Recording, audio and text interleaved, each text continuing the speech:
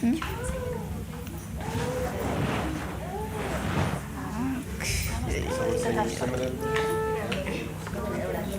Krishna, everybody. Please be seated, and we will chant prayers to Lord Nrsimhadev. Yes? Okay, fine.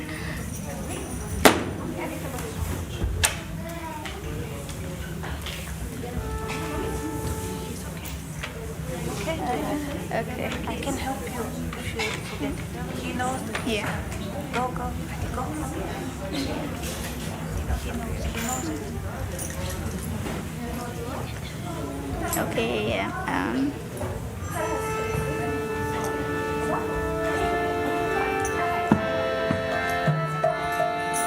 Namaste Narasimhaya.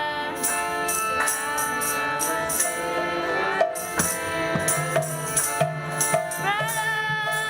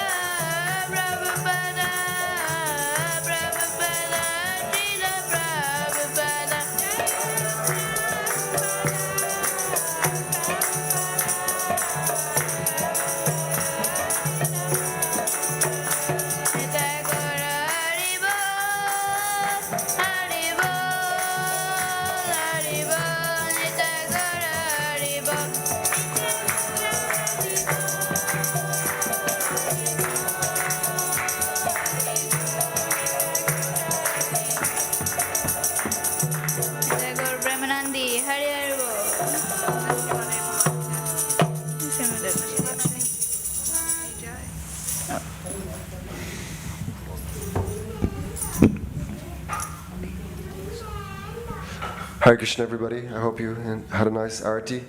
So now we are serving some Mahaprasadam in the Haveli. Yes. If you don't know where the Haveli is, they can tell you at reception. But essentially, if you go out the door, on this side on your right, yeah, on my right, go around the corner, down the steps into the courtyard, yeah, and on your right-hand side, that's where they serve prasadam. In the temple room, we're going to be speaking a little bit more. We're going to be hearing from Krishna book, which is a wonderful opportunity to hear the pastimes of Lord Shri Krishna. Yes, and also something about our philosophy and why we do what we do here. And we'll also be chanting a little bit more. So, plenty to do. Take your pick. Thank you very much. Hare Krishna. We're going to start again now.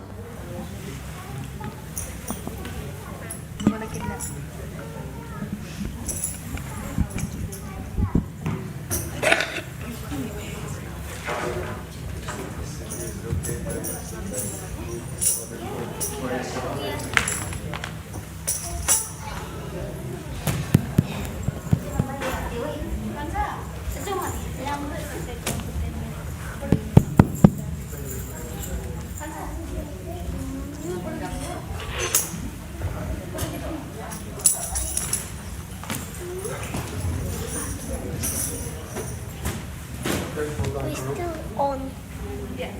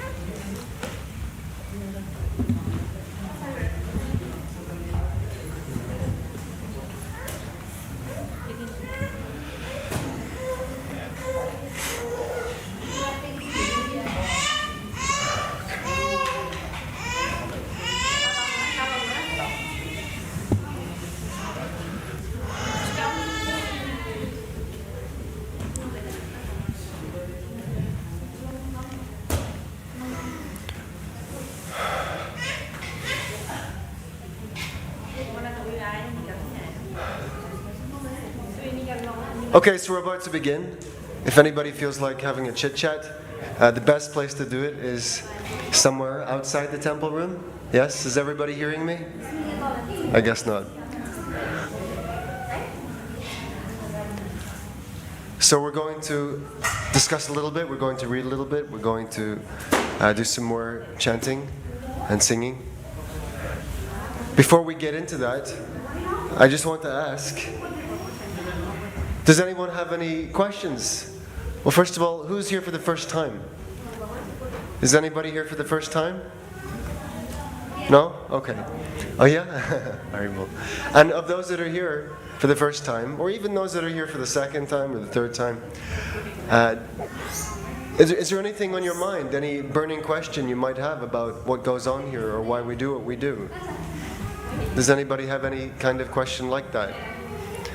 I'm sure many of you are familiar with temples of Krishna. Anyone has a question regarding our activities here at the Hare Krishna temple? Because if you don't, then I'll just get right into it. Is that okay?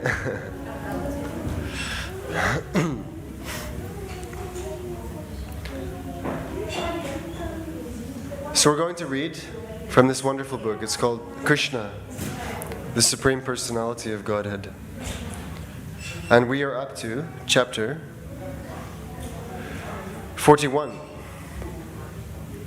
which is called Krishna Enters Mathura. As many of you may know, Lord Krishna spent his childhood in a place called Vrindavan. Yeah. which is a place you can go and visit today. Of course, it looks a little different than it did then, but it's still a holy place. It's still Krishna's place of pastime. It's where he performed so many wonderful activities when he was a child. When Krishna was a little older, he was growing up a little bit, he was summoned by the king of the wider area. And that king's name was Kamsa. And Kamsa was quite a demoniac person. And it had been predicted long ago that Krishna would be the cause of Kamsa's death. Yeah, so actually the prophecy was that the 8th child of Devaki would kill Kamsa. Devaki was Kamsa's sister. So essentially he was awaiting the appearance of his own nephew and was afraid of the appearance of his own nephew because it was prophesied that this nephew would kill him. So Kamsa sent many of his agents of death, into Vrindavan to try to kill Krishna. But all of them failed, and in fact Krishna managed to dispatch each one of those demons sent to kill him. Finally, Kamsa decided to call Krishna himself to come to Mathura, which was his capital. And he had so many devices in place to make sure that Krishna was finally finished. So this chapter is called Krishna Enters Mathura, yeah, where Kamsa and his lackeys are waiting for him.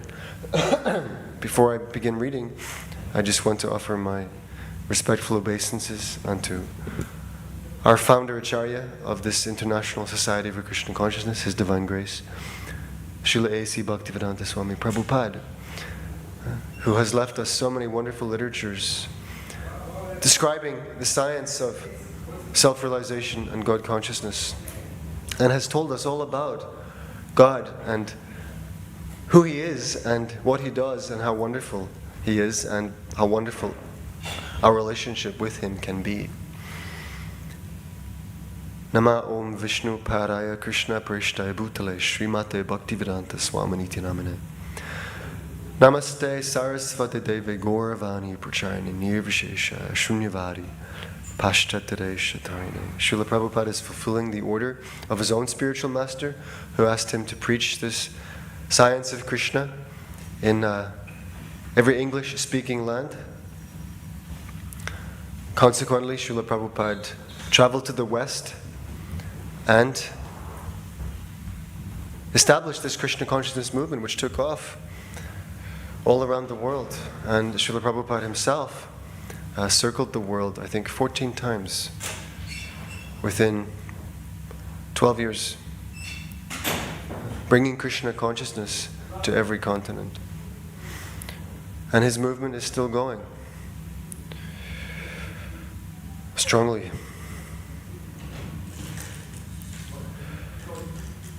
Jai Shri Krishna Chaitanya Prabhu Nityananda Shri Advaita Gadadhar Shri Vasari Gaur Bhaktivinoda. Hare Krishna, Krishna Krishna, Hare Hare, Hare Rama, Rama Rama, Hare Hare. So chapter 41, Krishna Enters Mathura. This is not a formal lecture. Yeah, we're just hearing from this wonderful book. And this is a prime activity in our service to God. There are 9 types of service one can perform to God, and they all begin with hearing. This is called Shravanam. Without hearing sufficiently and properly, it is not possible to make progress by any other type of service. So hearing is very, very essential. And for hearing only, we have so many wonderful literatures.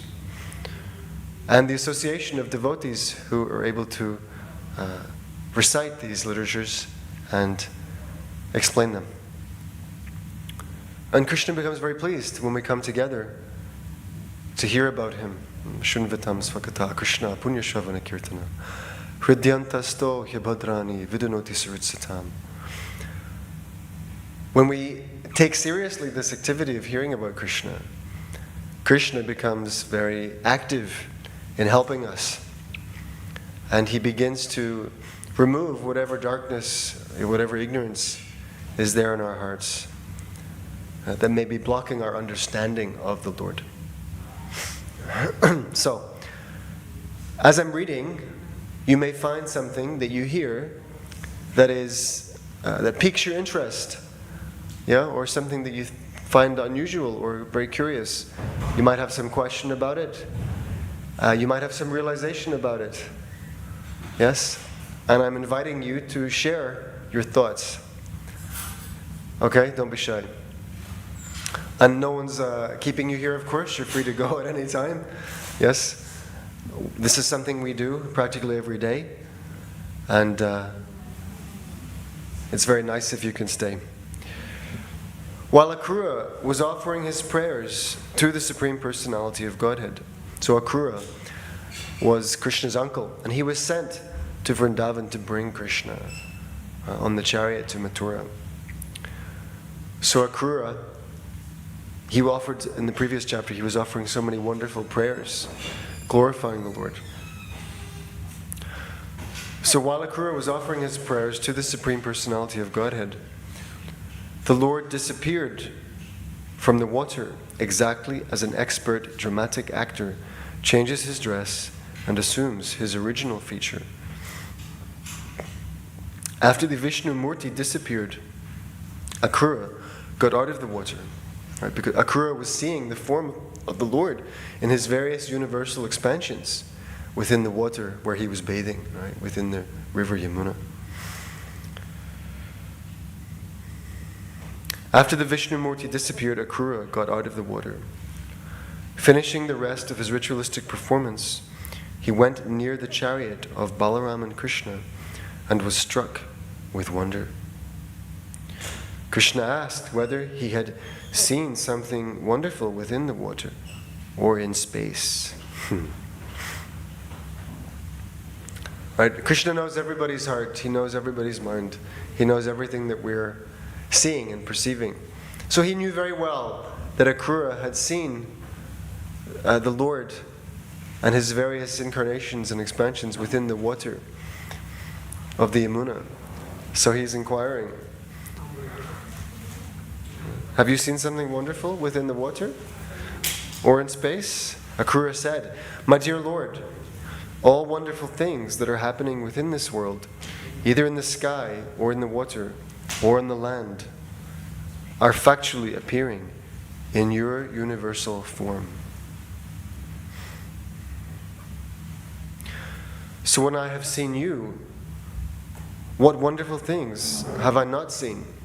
Yes, it's understood that everything in this universe is contained as if in the body of the Lord. This universe can be understood to be like a body of the Lord. Of course, the Lord, He does not have a material body like us. Krishna is absolute, all spiritual. When He comes, as He sometimes does, He sometimes comes to this universe. In fact, there are many universes, and Krishna comes to each of them at different times. And sometimes He comes in different forms of incarnation. Maybe some of you know some of these different incarnations of Krishna. Can anyone tell me some of the famous incarnations of Krishna? Don't be shy. Vamana, did you say Vamana, Dave? Lord Ramachandra? Like we have on the altar here, Lord Ramachandra? Yes. He's Krishna. He's not someone else. He's Krishna. But Krishna has different aspects to His personality. And when He is manifesting Himself as a perfect king, then that is Lord Sri Ramachandra. Right? Just like we behave a certain way at home with our children, grandchildren, and at the office or wherever we are doing our work, we maybe display a different kind of personality. But it's the same person. So Vamanadev, Lord Ramachandra, anyone else? Any other incarnations of Krishna that you know? Nrsimhadev, right behind you. On the picture on the wall behind you? Yeah. Lord Nrsimhadev. This is also Krishna. He's not someone else. He's Krishna. You know that. He appears in this form. Why? Because that's his mood. His form reflects his mood. In this particular mood, he's feeling very angry and very protective of his devotee. All right? His devotee, Prahlad, was being abused by the great demon king, Hiranyakashipu. Yeah, this boy was being so much harassed by his own father, who was the demon king. So finally, Lord Nrsimhadev, Krishna, said, all right, enough's enough. It's time to finish this Hiranyakashipu. And so he appears like this, very ferocious. Yeah, no nonsense. So according to Krishna's bhava, his mood, his feeling, and his purpose, you'll manifest a specific form. Just like he, during the inundation of the universe with water, he appeared as Matsyadev, this fish incarnation, and he rescued the Vedas. Yeah. A fish is very expert at navigating the waters, right? As Kurmadev, yes, he helped the demigods to churn the ocean for nectar. And he enjoyed a nice scratching sensation on his back when they put the churning rod on his back. And Vamanadev, yeah, as Lord Vamanadev, he showed up as this little dwarf brahmana and begged 3 steps of land from the king, Bali. Bali Maharaj became so powerful that he took over heaven. Right? And in order to protect the demigods, or to give them what is usually theirs, Lord Vishnu, in the form of Vamanadev, came there and said, and Bali Maharaj was very charitable, as a king should be. And Krishna said to him, please just give me 3 steps of land, that's all I require. Bali Maharaj said, of course, I shall do so. Bali Maharaj, his own spiritual master, said, don't, this is Vishnu, he's come to trick you, don't give it to him. But Bali Maharaj knew better, because actually he's a devotee. And with 1 step, the Lord covered half the universe. With a 2nd step, he traversed the remainder. Yeah? And then Bali Maharaj said, Vamanadev said, where am I going to place my 3rd step? You promised me 3 steps of land, but I've taken everything in 2 steps. Yeah? Okay. He's just this small brahmana. How was it possible? Because he's actually the unlimited Lord. So in 2 steps, he took back the entire universe. And the 3rd step, Bali Maharaj said, you can place in my head. Right? So Krishna comes in so many different kinds of incarnations and forms, all over the universe and at different times. So Akrura saw some of this in the water. Oh yeah, we were talking about the universal form. So Akrura could see how Krishna was in everything, and how the whole universe is pervaded by Krishna. So the universe is like the Lord's own body. But Krishna doesn't have a material body. When he comes here, he comes as he is. There's no difference between his body and his soul. Just like there's a difference between our body and our soul. Actually, we say our soul, but that's not really accurate. It's not that I have a soul. I am a soul. Yeah? I am spirit soul. And this body is just like a machine that I am using, or just like a vehicle that I'm riding in. That's all. But when Krishna comes here, he doesn't accept a machine. He doesn't take on some bodily vehicle. No. There's no difference between himself and his form. Yes? And therefore he's not subjected to the conditions of this world. He doesn't take birth like we take birth. Yes, kicking and screaming, right from the womb of the mother. He doesn't ever grow old. He always stays looking like a fresh youth. He never ages past what appears to be, something, 25. At the time of the Battle of Kurukshetra, when the Bhagavad Gita was spoken, Krishna was over 100 years old. But he looked like a young boy, in the prime of youth. Krishna is not subjected to disease, and certainly he never dies. Right? We accept a material body and we give it up in due course of time when it becomes no good. Every one of us is at a different stage in our journey through this body. I stay the same, but the body changes. Tata dehantara praptir dhirastatara namuyati. One who is spiritually realized is not disturbed by the change of the body. When I was 5 years old, I had a body that was, this high. When I was 15, I had a slightly larger body.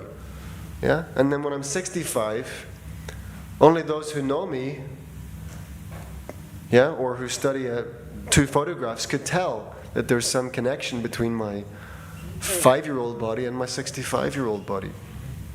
So each of us is traveling. We're like travelers, going through different phases of bodily change. Yeah, we may be very young now. And then if we come back here in 10, 30, 40, 50 years and sit down, the body will look different. Yeah?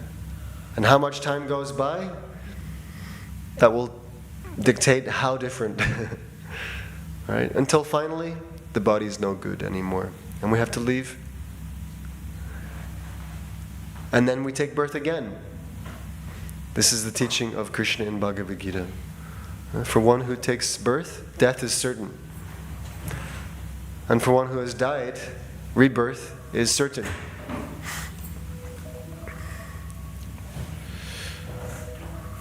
So Krishna, he said, he asked Akrura, did you see something wonderful in the water?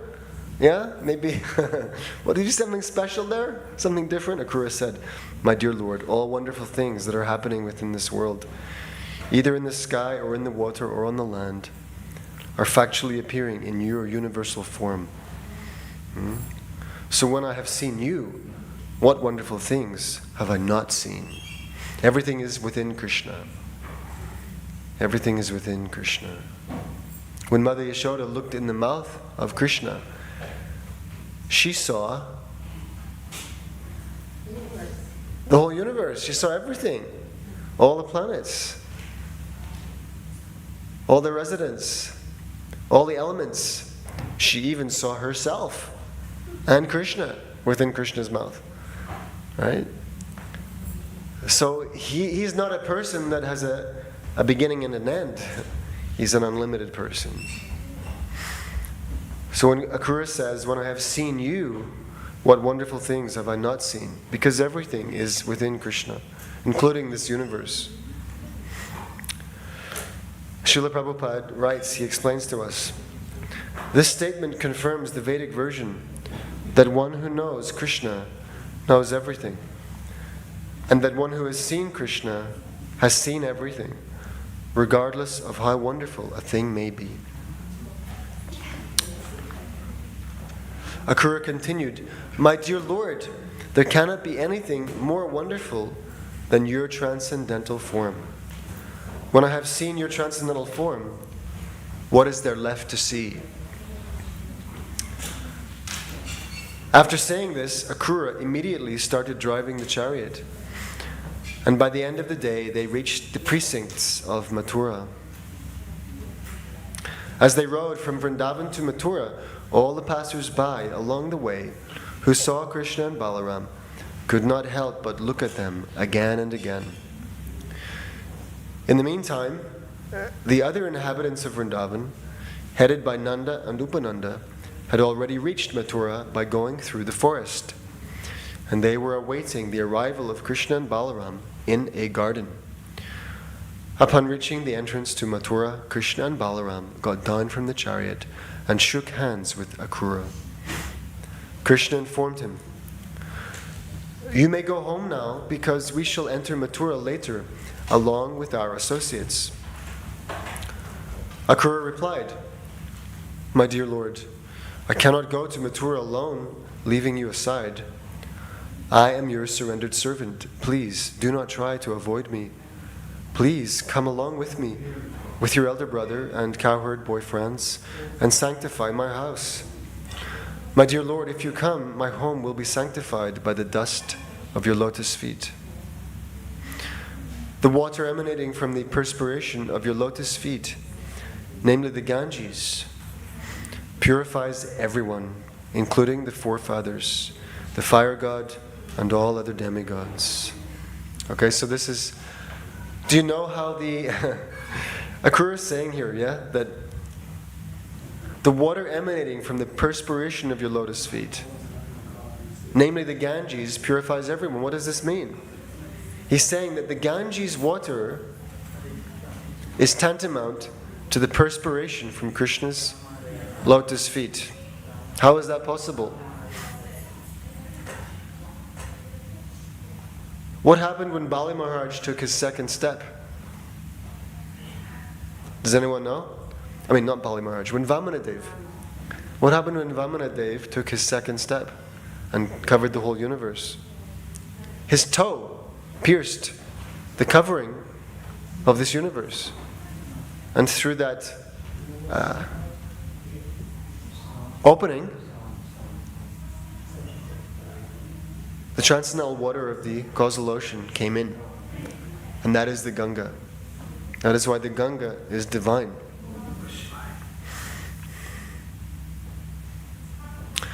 Bali Maharaj had become famous.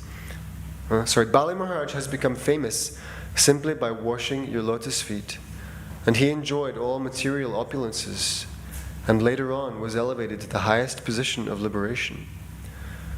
The Ganges water not only sanctifies the three worlds, but is carried on the head of Lord Shiva. The ancestors of Bhagirath, sanctified by this water, achieved the heavenly planets. O Supreme Lord of Lords, O Master of the Universe, one can achieve piety simply by hearing about your transcendental pastimes. Yes, so actually to come and sit down and hear about Krishna's pastimes affords one great merit, great piety. And Krishna says in the Bhagavad Gita that those who have acted piously in this life and in previous lives and have come to the end of their sinful habits, they actually can take to Krishna's devotional service with firm determination. So this is such an important activity that we're performing. Hearing about Krishna from Krishna's devotee, Srila Prabhupada. One can achieve piety simply by hearing about your transcendental pastimes. O Supreme Narayana, who are praised with select verses, I offer my respectful obeisances unto you. On hearing this, the Supreme Personality of Godhead, Krishna, replied, Akrura, I shall surely come to your home with my elder brother Balaram, but only after killing all the demons who are envious of the Yadu dynasty. In this way I shall please all my relatives.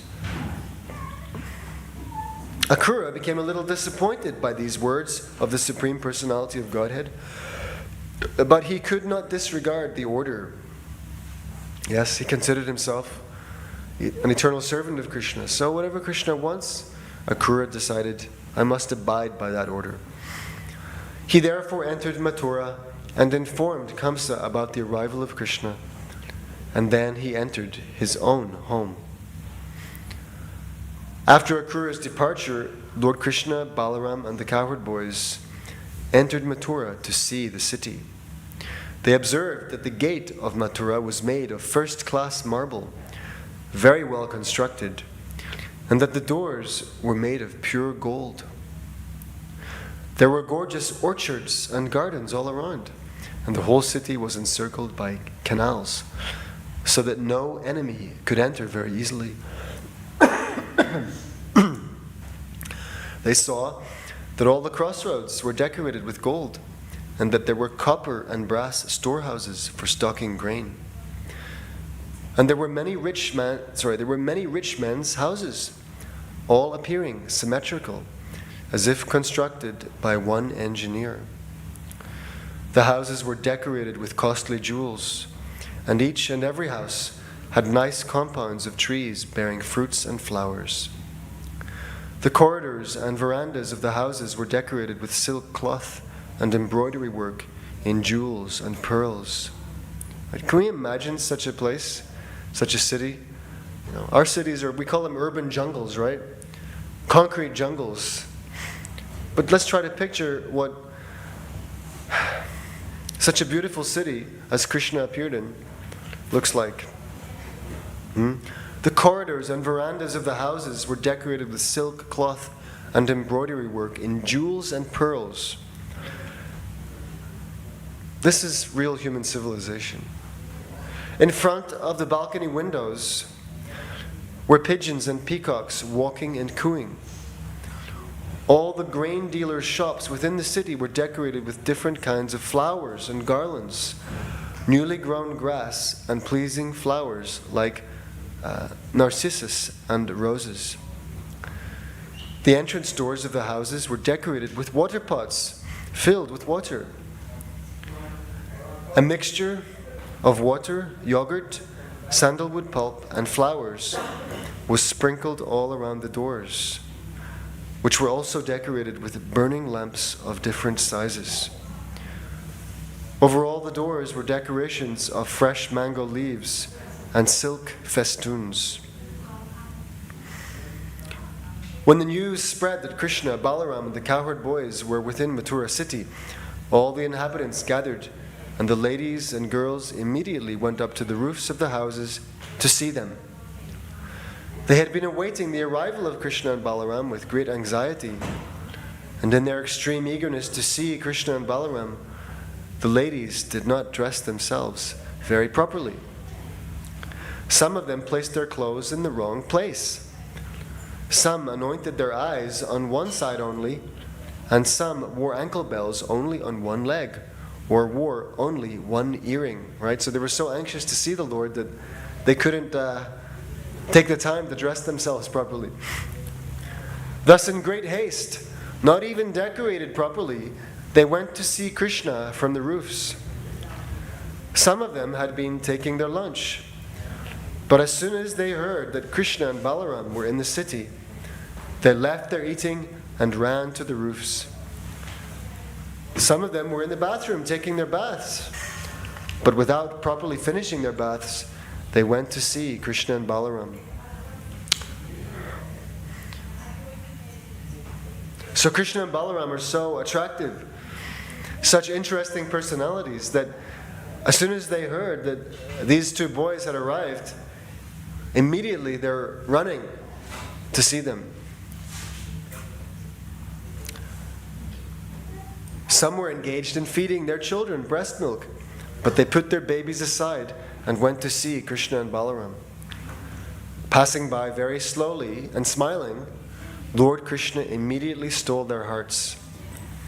He, who is the husband of the goddess of fortune, passed through the street like an elephant. For a very long time, the women of Mathura had heard about Krishna and Balaram and their uncommon characteristics, and they were very much attracted and eager to see them. Now, when they actually saw Krishna and Balaram passing on the street and saw them sweetly smiling, the ladies' joy reached the point of ecstasy. When they actually saw them with their eyes, they took Krishna and Balaram within their hearts and began to embrace them to their fullest desire. Their bodily hair stood up in ecstasy. They had heard of Krishna, but they had never seen him, and now their longing was relieved.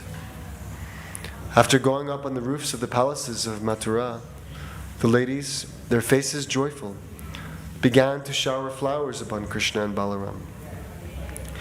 When the brothers were passing through the streets, all the brahmanas in the neighborhood went out with sandal water and flowers and respectfully welcomed them to the city. All the residents of Mathura began to talk among themselves about the elevated and pious activities of the people of Vrindavana. the residents of Mathura were surprised at the pious activities the cowherd men in Vrindavana must have performed in their previous lives to be able to see Krishna and Balaram daily as cowherd boys. Right? Who can spend every day with God as he goes to play in the pasture with his friends and to tend the cows? What kind of an elevated person must you be to have that opportunity to spend every day with God? So in this way, the residents of Mathura were praising the inhabitants of Vrindavan. While Krishna and Balaram were passing in this way, they saw a washerman and dyer of clothing. Krishna was pleased to ask him for some nice clothing. He also promised that if the washerman would deliver the nicest dyed cloth to him, the washerman would become very happy, and all good fortune would be his. Krishna was not a beggar, nor was he in need of clothing, but by this request he indicated that everyone should be ready to offer Krishna whatever he wants. That is the meaning of Krishna consciousness. So this is a very, very deep and important point, and it's very easy to miss. Srila Prabhupada is telling us here that the meaning of Krishna consciousness is to be ready to offer Krishna whatever he wants. Yes? So this is called the International Society for Krishna Consciousness. And this temple is one of our branches, one of our centers. And so many activities go on here. Yeah? People are coming daily, in and out. Regularly. Some are visiting maybe just a few times a year. Others are here daily. And so many things happening. And the purpose of all of this activity is Krishna consciousness. And what is Krishna consciousness? Krishna consciousness means offering Krishna whatever he wants. And there are some people in the world who have a big problem with that. Yeah? Because they think, why should we be so keen to do so much just, because Krishna wants? Well, what about what I want? And if we think like this, then this is indicative of our material disease. Material disease means I am not aware of my place in the universe. I am not aware of how I fit. I'm a little part, and I'm not aware really of where I fit. Just like you may have a very complicated machine, yeah? And that machine may have many moving parts. And let's say that machine also may have many tiny screws. And if one of the screws falls out of the machine and lands on the floor, it's not doing what it's designed to do. It was designed to go in a particular place in the machine to hold two things together. To help in the function of the complete machine. But if it's on the floor now, what good is it to anybody? Yeah? Someone picks it up and says, oh, where's this little screw? Yeah? Where does it belong? Where's it from and where does it belong? We're like that little screw. We have a role to play in the great machine of Krishna's universe. But if we're not aware of our part, and we don't know where we fit, then we're lost, like little lost parts.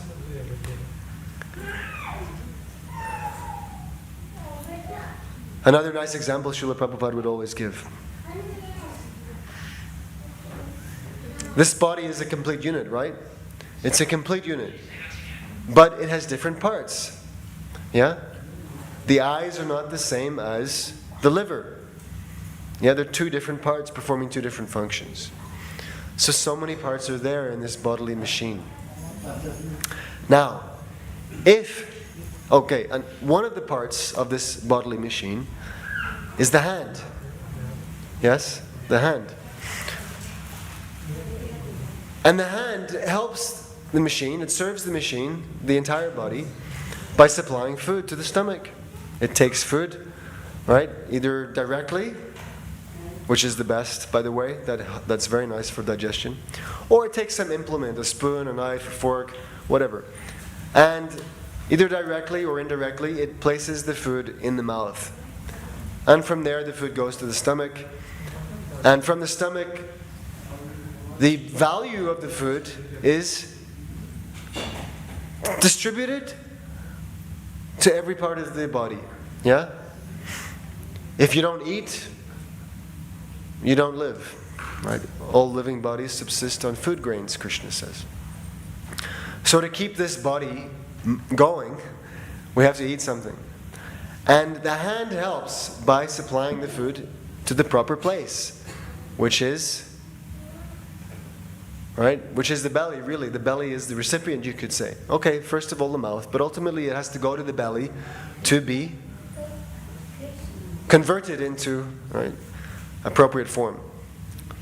It has to be digested in the belly so that it's transformed into a usable product and distributed to every part of the body. If the hand says, hey, hold on a second, why am I rendering so much service to the belly? I'm always supplying food to the belly.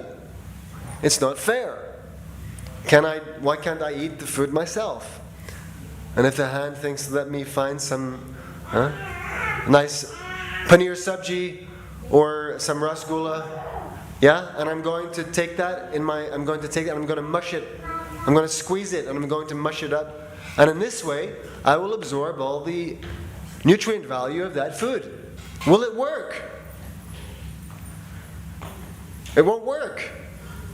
If the hand wants to be sustained, maintained, and kept healthy, it must play its part of supplying food to the belly.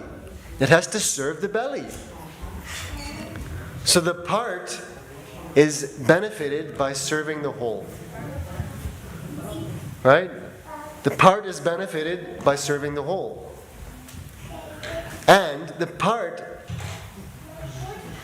realizes its own glory in that service. Right? Very good hand. Yes? Healthy, happy hand. Performing his own duty. And in that way, the body gets strong. And if the body is strong, the hand is strong. So we're like little parts. We are little parts of Krishna. Can I just remind everybody that there are people trying to listen? And if we're talking, then others may find it hard to focus. I've had this complaint several times previously. Yes? So if we need to talk, then there's so many places to talk. Reception area is there. It's also a nice spring day outside. We can talk outside. When we're in the temple room, this is an opportunity to hear about Krishna and to chant his glories. Yeah? Thank you. So we're little parts of Krishna. Krishna says in Bhagavad Gita, Mamai Vamsho Jiva Loke, Jiva Bhuta Sanatana. That every living entity in this world is my eternal, fragmental part. But because of this false idea that I'm very special, right, and everything should be for me, because of that idea, that false egoism, then Prakriti-stani Karshati. We're struggling very hard with the mind and the senses, because we are attempting to dominate this energy of Krishna. We want to be the Lord of all I survey. We want to be the master of this material world. And therefore we're struggling. But if we accept the idea, it's not an idea, it's a fact. If we accept the fact that as part of Krishna, if I serve Krishna, I will actually be free, happy, then we can actually be free and happy. So Krishna consciousness means being ready to offer Krishna whatever he wants. Because if the whole is pleased, the part will be pleased. We may think, well, if this is some kind of slavery, If I serve the whole, how will I be happy? But you're part of the whole. You're a little part of the whole. If the whole is happy, you are happy. If the whole is satisfied, the part is satisfied. This is the secret of Krishna consciousness. If the whole is satisfied, the part will be satisfied. And if the part is feeling incomplete and dissatisfied, that is because the part is not in its proper place. So we want to be in our proper place. Because when we are in a proper place, we'll be peaceful, satisfied, fulfilled, complete, and ultimately happy. This is the meaning of Krishna consciousness. Everyone should be ready to offer Krishna whatever he wants, because he is actually the center of enjoyment. And he's inviting us to participate in his enjoyment. If we cooperate with his enjoyment, we will actually enjoy. And if we attempt to enjoy separately from Krishna, then we will only meet with frustration. Just like the hand that thinks it can cut itself off from the body and still enjoy the value of the food.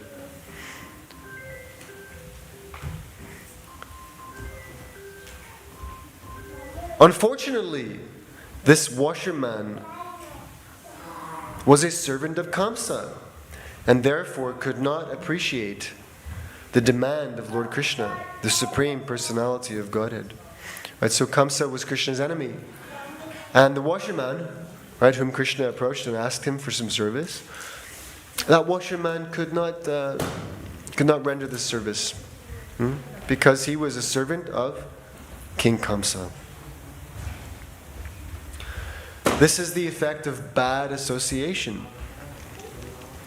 He could have immediately delivered the clothing to the Supreme Personality of Godhead, who promised him all good fortune, right? God himself comes and says, "Here, take this. All good fortune will be upon you." But because of bad association, that washerman could not take that good fortune. If someone comes with a big bag of money and says, "Here, have this big bag of money," you have two choices. Right? Take it or don't. So if one is too unfortunate to take it, that is simply the result of dursanga, bad association. He could have immediately delivered the clothing to the Supreme Personality of Godhead, who promised him all good fortune.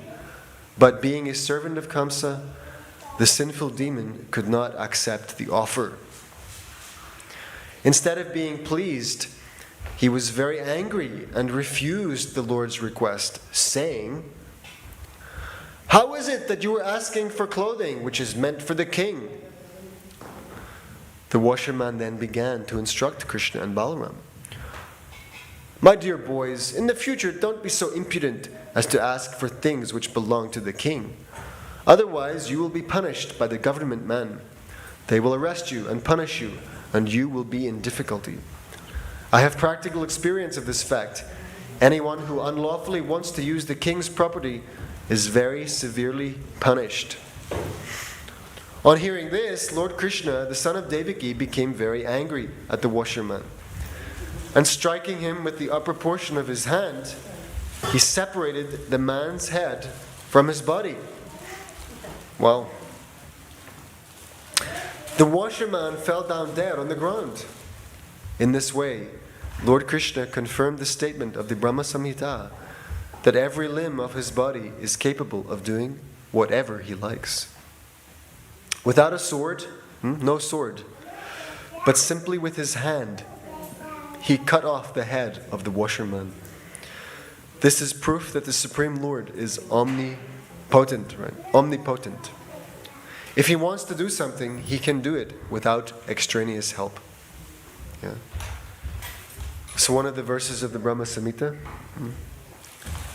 describes how the Lord's senses are interchangeable. Every morning we sing that verse. What is that? Angani yasya sakalendriya vritti manti. Krishna can see with his ears. Krishna can taste with his eyes. Right? Krishna can perform any function of any sense with any available sense. Right? This is what it means to be omnipotent. Does anyone have any thoughts or comments or questions at this point? Yeah? This is quite a striking incident, is it not? I'm coming to you. Krishna met this washerman, asked him nicely, give me some nice clothing, please. The washerman, not recognizing, not understanding what was in it for him. Yeah, even Krishna promised him all good fortune, right? Still, that washerman could not understand where his good fortune lay. He refused to serve the Lord, became angry, and practically defended King Kamsa, who is opposed to Krishna. And what was the result?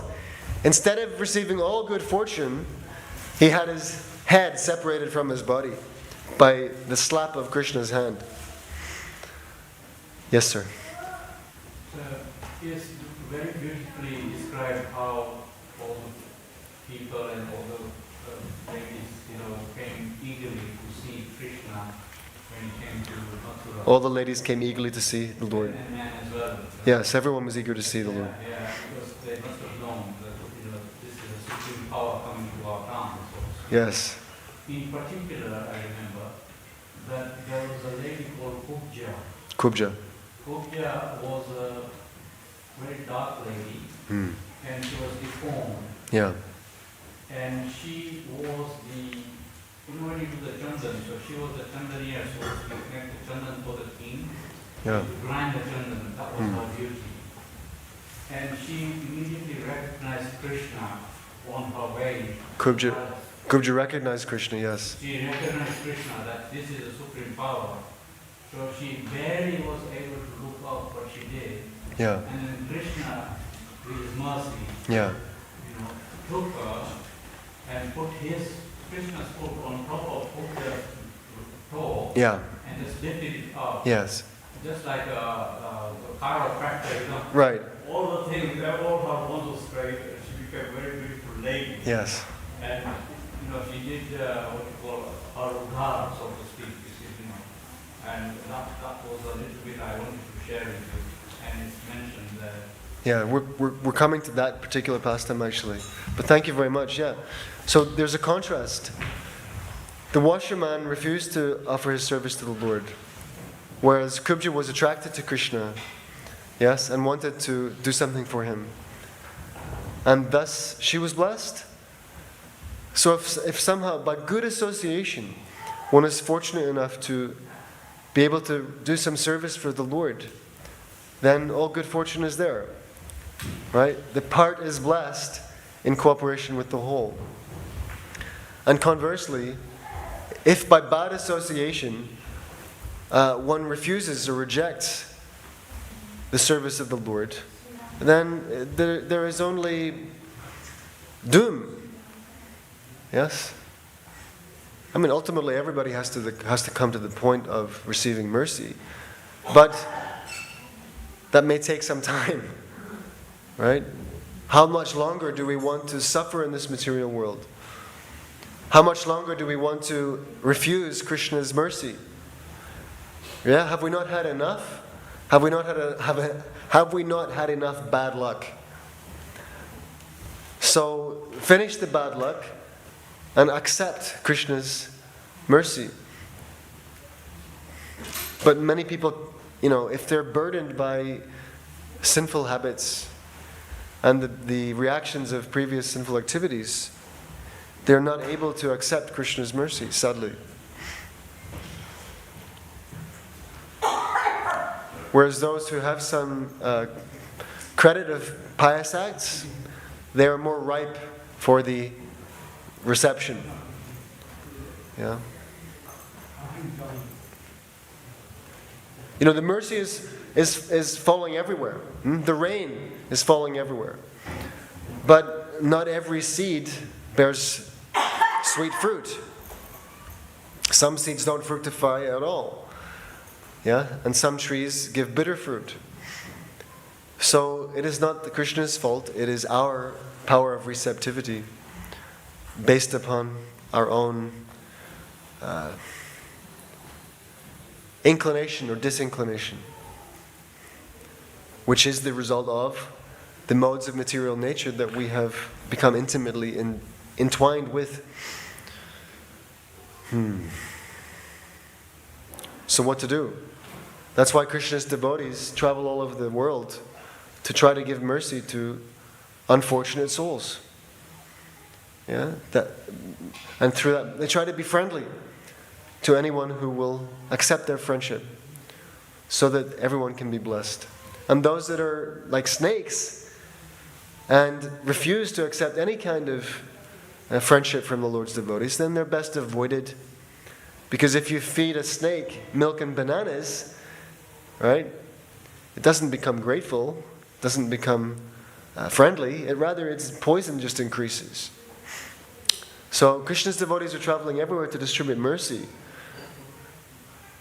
But some are ready for it and some are not. And we want to find those that are ready. And the more people that are ready, the more can be made ready.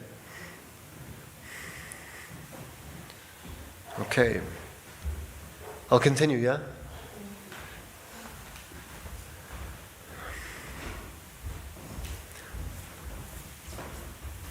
So, the washerman met with an untimely end because of his refusal to offer the service to the Lord that the Lord asked for. Right? He was not Krishna conscious. He was not ready to offer Krishna what Krishna wanted. Yes? Very much not Krishna conscious. And therefore, he lost his head. Right? In more sense than one. Right? If Krishna wants to do something, he can do it without extraneous help. Right? Krishna didn't need a sword. Simply with his hand, he took that man's head off his body. After this ghastly incident, the employees of the washerman immediately dispersed, leaving the clothing. Krishna and Balaram took possession of it and dressed according to their choice. The rest of the clothes were offered to the cowherd boys, who also used them as they desired. What they did not use remained there. Krishna, Balaram, and the boys then proceeded along the main road. In the meantime, a devotee tailor took the opportunity of service and prepared some nice clothes from the cloth for Krishna and Balaram. Thus, being very nicely attired, Krishna and Balaram looked like elephants dressed with colored clothing on the full moon day or the dark moon day. Krishna was very much pleased with the tailor and gave him the benediction of Sarupya Mukti, which means that after leaving his body, he would be liberated and would attain a four-handed body exactly like that of Narayana in the Vaikuntha planets. Right, so again, contrast. The washerman did not achieve liberation, did not achieve any good fortune, right? Rather, he was decapitated. Of course, he was killed by the hand of Krishna, so certainly he must have attained salvation, but not Sarupya Mukti. He might have achieved Sayuja Mukti, which means to enter into the effulgence of the Lord. However, entering into the effulgence of the Lord is not final liberation. Real liberation means to realize a relationship with Krishna. So the tailor that took the opportunity of service and was able to stitch together something very nice for Krishna and Balaram, he ultimately achieved Sarupya Mukti, which means a form similar to Krishna's, similar to Lord Narayana. In the Vaikuntha planets, he would be liberated and would attain a four-handed body exactly like that of Narayana in the Vaikuntha planets. Krishna also granted him that as long as he would live, he would earn sufficient opulence to be able to enjoy sense gratification. Not bad, huh? Not only was he promised real liberation after leaving the body, but he was also granted sufficient opulence to be able to enjoy sense gratification. How kind is Krishna? By this incident, Krishna proved that those who are Krishna-conscious devotees will not be lacking material enjoyment of sense gratification. Interesting. They will have sufficient opportunity for such things. But after leaving this body, they will be allowed to enter the spiritual planets of Vaikuntha Loka or Krishna Loka, Goloka, Vrindavana. So we may be afraid, if I become a devotee of Krishna, then maybe I will lose this and that, or maybe I won't have enough of the things that matter to me, or I won't have enough wealth, I'll suffer, it'll be too austere. So many mental concerns may be there. But no, take it on good faith from the example of previous incidents and the assertions of Krishna's great devotees, that you will want for nothing.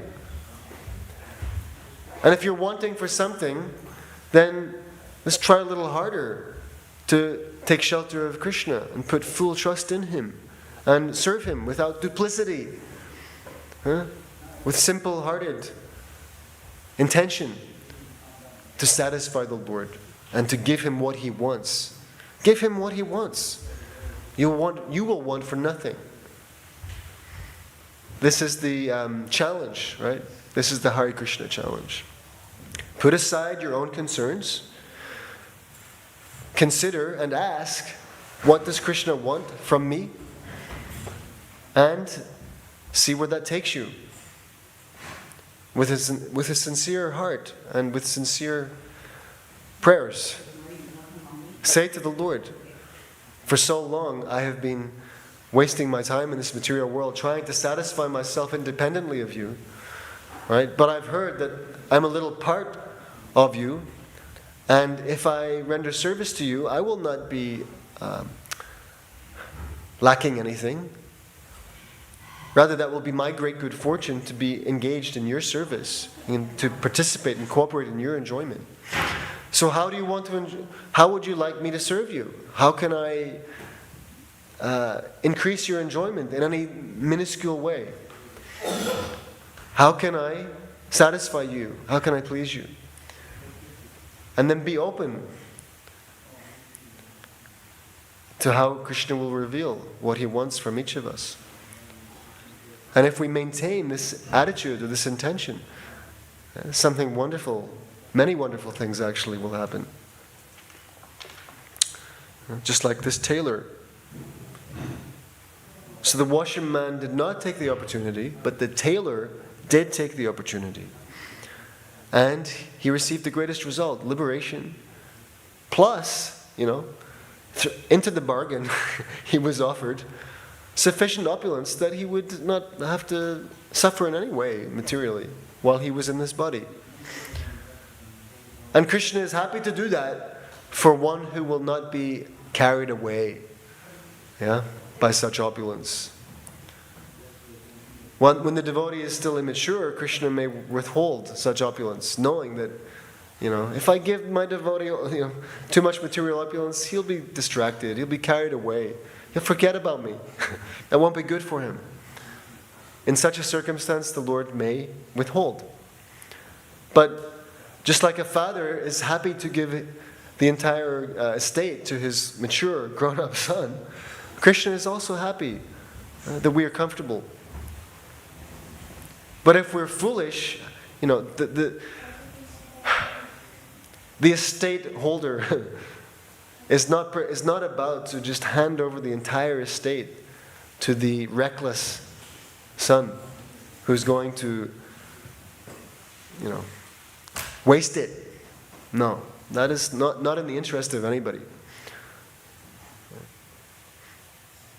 So when we're Krishna conscious and sensible, yes, Krishna can take full care. I mean, He does take full care. After dressing nicely, Krishna and Balaram went to a florist of the name Sudama. As soon as they reached the precinct of his house, the florist immediately came out and with great devotion fell down on his face to offer his respectful obeisances. He offered a nice seat to Krishna and Balaram and asked his assistant to bring out flowers, betel nuts, and pulp of chandana. The florist's welcome greatly satisfied the Lord. So what do you think the result's going to be here? For the florist? Right. We know, don't we? Let's hear it. The florist's welcome greatly satisfied the Lord. Right? Krishna received what he wanted. The florist very humbly and submissively offered his prayers to the Lord, saying, "My dear Lord, because you have come to my place, I think all my forefathers and all my worshipable superiors are pleased and delivered. My dear Lord, you are the supreme cause of all causes of this cosmic manifestation. But for the benefit of the residents of this earthly planet, you have appeared with your plenary portion to give protection to your devotees and annihilate the demons. You are equally disposed as the friend of all living entities. You are the super soul, and you do not discriminate between friend and enemy. Yet, you are pleased to give your devotees the special result of their devotional activities. My Lord, I am praying that you please tell me whatever you wish me to do, because I am your eternal servant. If you would order me to do something, it would be a great favor to me." Right. This is the prayer. This is the only prayer. This is Krishna consciousness. Give Krishna what he wants. And then so ask him. I am praying that you please tell me whatever you wish me to do, because I am your eternal servant. Realization of the position. I am part of the whole. What matters is the interest of the whole. If the interest of the whole is served, then the part will be a perfect part, a perfectly happy part. So the florist also took the opportunity of service and was greatly blessed.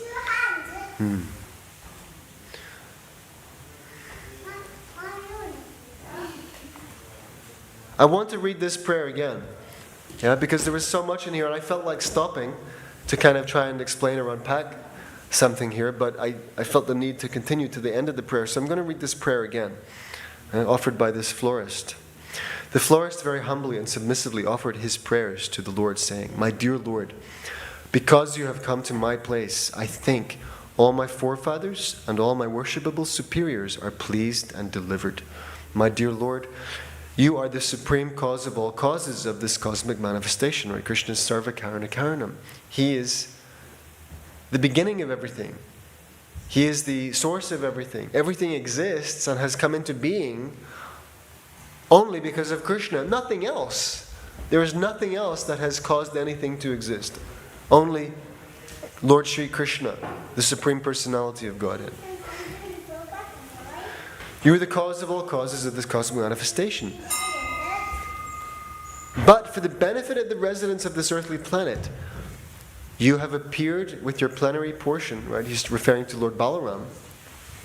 You have appeared with your plenary portion to give protection to your devotees and annihilate the demons. So even though Krishna is the final cause, the ultimate cause of everything, still he has come to this earth as he is, appearing to move among us as like a regular human being, just another one of us, apparently so, but not.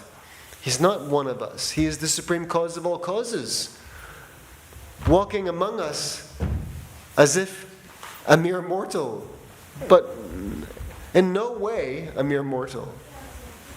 Why does he come? He says in Bhagavad Gita, Paritranaya sadhanam vinashaya dushkritam dharma samstarpanartaya sambhavam yuge yuge. In order to protect his devotees, to give pleasure to his devotees, and to annihilate the miscreants, annihilate the demons. That's why he comes here. Okay, so the florist continues, you are equally disposed as the friend of all living entities. Huh? Krishna is Suhridam Sarvabhutanam. He's prepared to be everyone's friend. He has no grudge with anyone. He welcomes all. But do we want him? That's the thing. You are equally disposed as the friend of all living entities. You are the super soul. Right? He's in the heart of everything. He's in the heart of the atheist who can't put enough distance between himself and the idea of God. Krishna's in that person's heart, wherever he goes. Krishna is in the heart of the biggest criminal. Yeah? He's in everyone's heart as the super soul.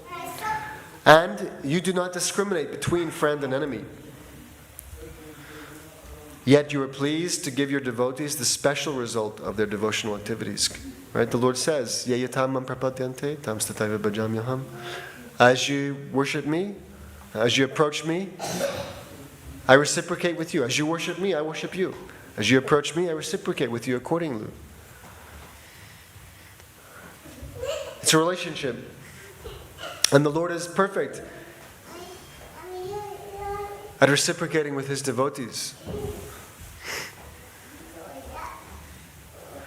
My Lord, I am praying that you please tell me whatever you wish me to do, because I am your eternal servant. If you would order me to do something, it would be a great favor. Right? He considers it a great favor. Who in this world, who is saying, order me to do something, I consider it a great favor? It's like, don't tell me what to do, please. Don't dare tell me what to do. How dare you tell me what to do? But here, a devotee of Krishna is saying,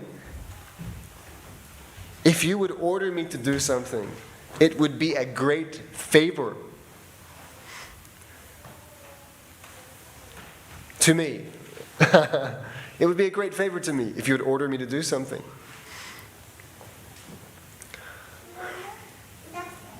If God orders you to do something, that is for your benefit. So yes, it is a great favor. The florist, Sudama, was greatly pleased within his heart by seeing Krishna and Balaram in his place.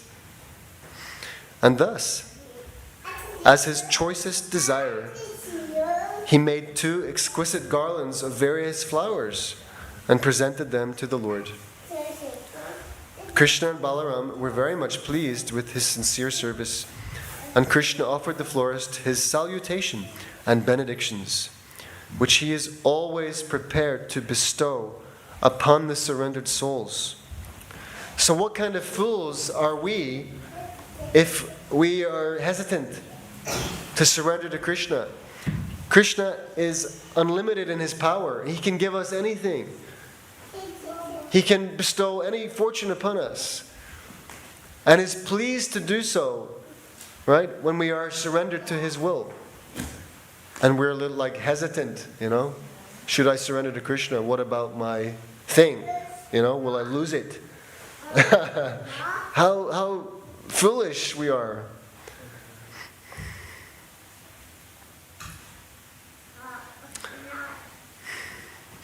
Right? The Lord's benedictions, he is always prepared to bestow them upon the surrendered souls. When the florist was offered benedictions, he begged from the Lord that he might remain his eternal servant in devotional service, and by such service do good to all living creatures. By this, it is clear that a devotee of the Lord in Krishna consciousness should not be satisfied simply by his own advancement in devotional service. He must be willing to work for the welfare of all others. All right? So Krishna offered the florist, you can have anything. And the florist said that this is what he begged for, I want to remain your eternal servant in devotional service. And by such service do good to all living creatures. Yes, so a devotee of the Lord should be willing to work for the welfare of all others. This example was followed by the 6 Goswamis of Vrindavana. It is therefore stated in a prayer about them, Lokanam Hitakarinao. Vaishnavas, or devotees of the Lord, are not selfish. They're not selfish.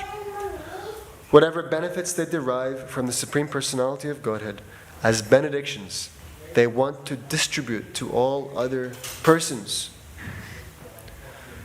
That is the greatest of all humanitarian activities. Everybody appreciates humanitarian activities, right? Distributing food to war-torn places, offering relief after great natural disasters. These are all humanitarian aid. Well, what is the greatest humanitarian aid? It is this, that one distributes the benefits derived from the Lord's benedictions. If one is engaged in Krishna's service and Krishna is blessing one wants to distribute those gifts, those blessings. Krishna's mercy, he wants to distribute that mercy everywhere to all others. This is the greatest of all humanitarian activities. So without being a devotee of Krishna, without being engaged in Krishna's devotional service and receiving Krishna's benedictions, one cannot perform the greatest humanitarian activity. If one wishes to give the greatest humanitarian welfare, then one must be a devotee of Krishna in order to receive Krishna's benedictions, to be distributed to all others. And those benedictions are actually what everyone needs. Yes? You can give food and clothing to a homeless man. Very nice. Yes, good. But if you really want to help him, bring him to his rich father. Bring him to the home of his rich father, so that he never has to sleep another night on the street. It's very nice that you gave him some clothing, some food. Congratulations. But if you know that that man has a wealthy father who's waiting for him at home, then bring him home. That is real humanitarian work. Every living entity is the son of the Supreme Personality of Godhead, and everyone should be invited back to his father's house. That is real humanitarian work. Krishna is the Supreme Father. All others are his children. And if we want to do actual ultimate good to people, then we must tell them about Krishna and invite them to reestablish their relationship with Krishna.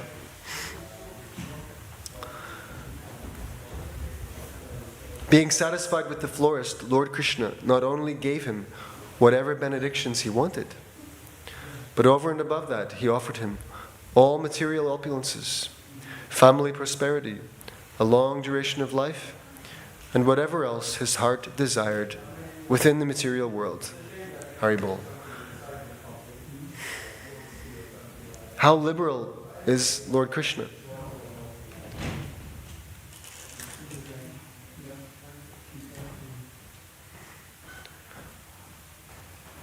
So who can say that if I, become a devotee, if I surrender to Krishna, Krishna might, he might make me suffer. This is just a mental concoction. Right? Krishna will give us exactly what we need. Whatever he gives us, that is for our own good. But we can see here, from the example of those that surrender to the Lord, that Krishna is all too ready and willing and happy to provide whatever his devotee requires for his devotee's comfort. Krishna wants. So if we are anxious for material comfort, if we are anxious for anything in this world, you cannot lose by going to Krishna. There's nothing to lose by surrendering to Krishna. I'm going to read this last sentence again. Being satisfied with the florist, Lord Krishna not only gave him whatever benedictions he wanted. And what did he want? He wanted to remain Krishna's servant. And he wanted to help all others to become servants of Krishna. That's what he wanted. He didn't ask for anything material. What he really wanted was Krishna's service, his loving devotional service. But, again, right, in with the bargain, Lord Krishna, over and above that, Krishna offered him all material opulences, family prosperity, a long duration of life, and whatever else his heart desired within the material world. Thus ends the Bhaktivedanta purport of the 41st chapter of Krishna, entitled Krishna Enters Mathura. We have a few minutes before the Bhagavad Gita class begins. Does anyone have any thought, comment, reflection, question, complaint, anything?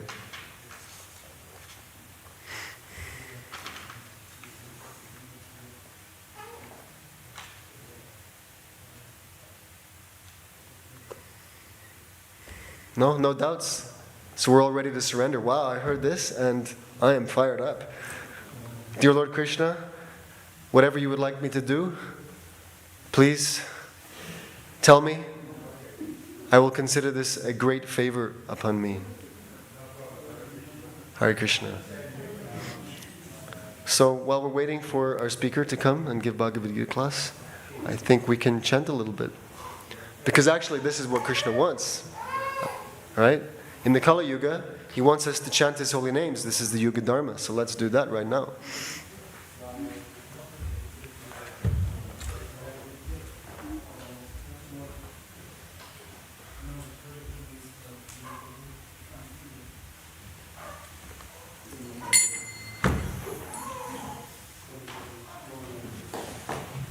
And thanks so much to those of you who stayed. Yeah? I hope that you feel benefited.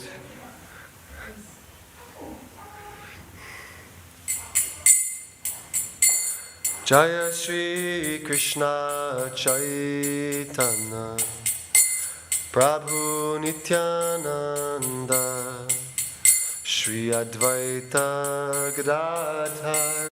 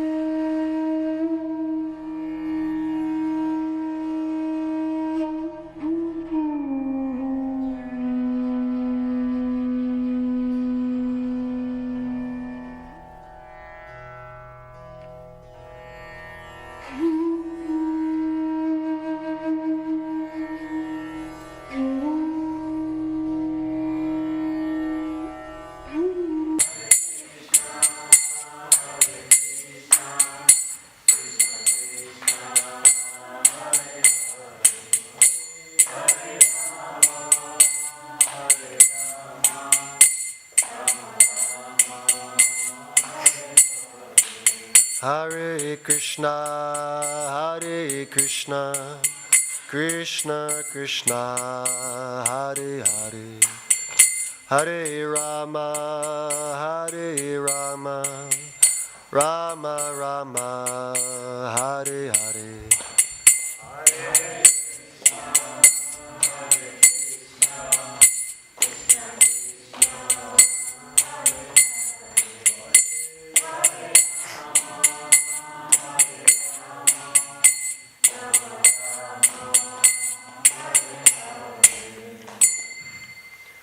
So now I'd like to hand over the microphone to Anantachyuta Prabhu for Bhagavad Gita class.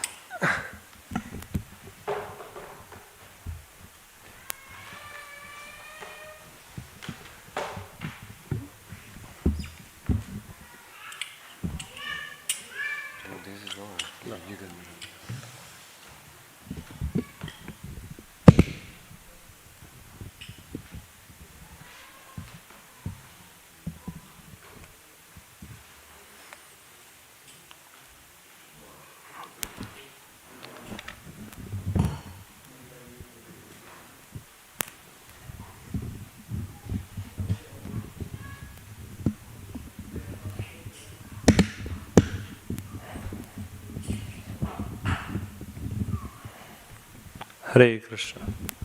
A very warm welcome to you all to this evening's Bhagavad Gita class. This is something what we do every day.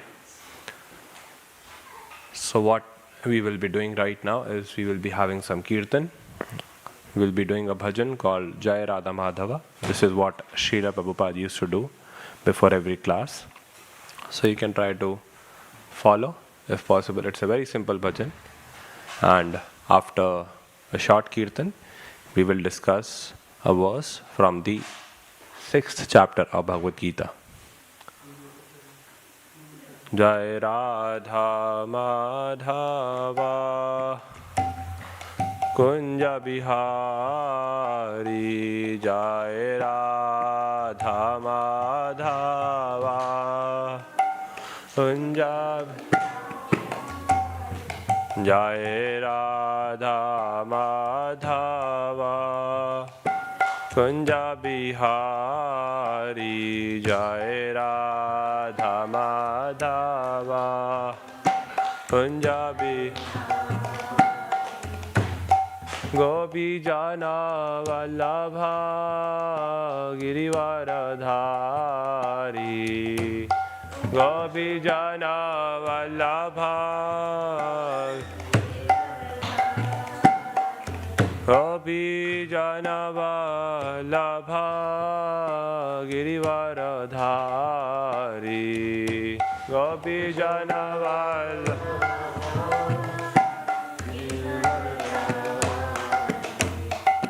Yashodanandana Vraja Jana Ranjana Yashodanandana Vraja Yashodanandana Vraja Jana Ranjana Yashoda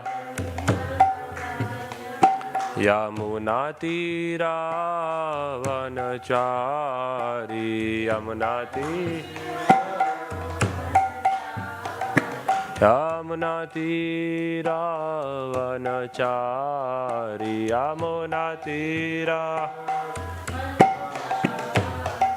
Jai Radha Madhava Kunja Bihari Jai Radha Madhava Kunja Bihari Jaya Radha Madhava Kunja Bihari Radha Madhava Kunja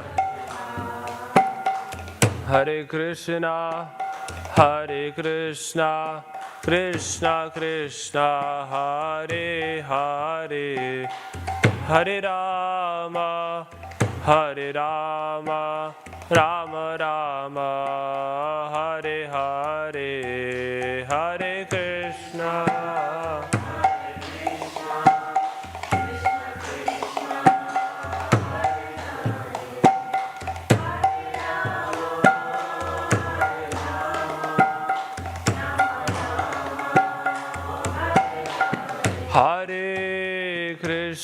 Krishna Hare Krishna Krishna Krishna Hare Hare Hare Rama Rama Rama Hare Hare Hare Krishna Hare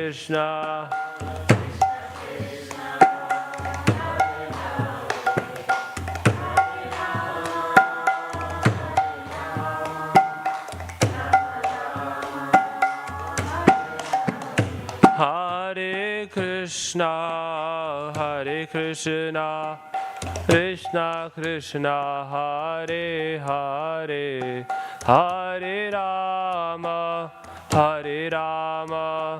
Rama Rama Hare Hare Hare Krishna Krishna Krishna Hare Krishna Krishna Krishna Hare Hare Hare Rama Hare Rama, Rama Rama, Hare Hare, Hare Krishna, Krishna Krishna, Hare Hare,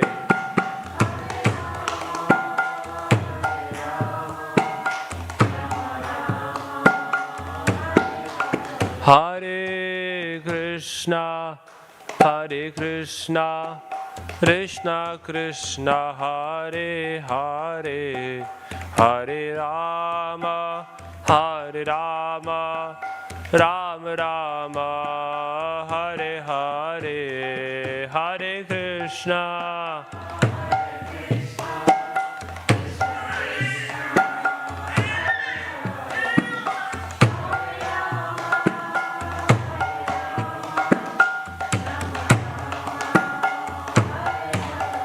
Hare Krishna, Hare Krishna, Krishna Krishna, Hare Hare, Hare Rama, Hare Rama, Rama Rama, Hare Hare, Hare Krishna.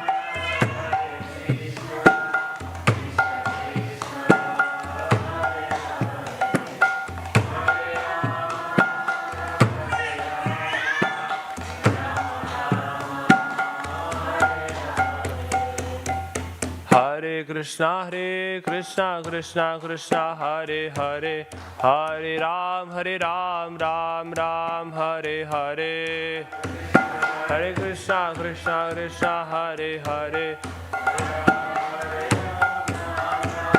Hare Krishna, Krishna Krishna, Hare Hare, Hare Ram, Ram Ram, Hare Hare.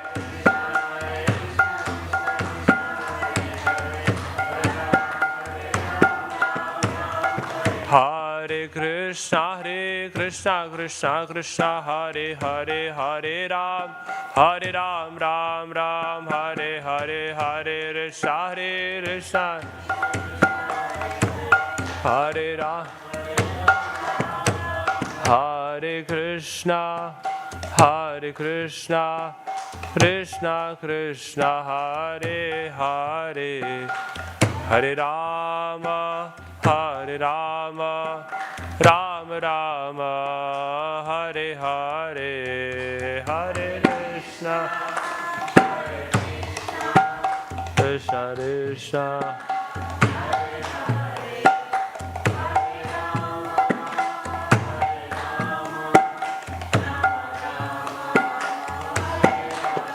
Hare Krishna, Krishna Krishna, Hare Hare, Hare Rama, Rama Rama, Hare Hare, Hare Krishna,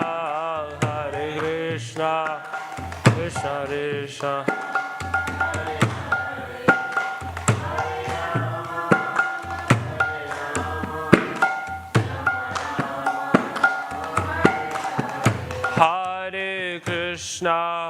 Hare Krishna, Krishna Krishna, Hare Hare, Hare Rama, Rama Rama, Hare Hare, Hare Krishna, Krishna Krishna, Hare Hare, Hare Rama.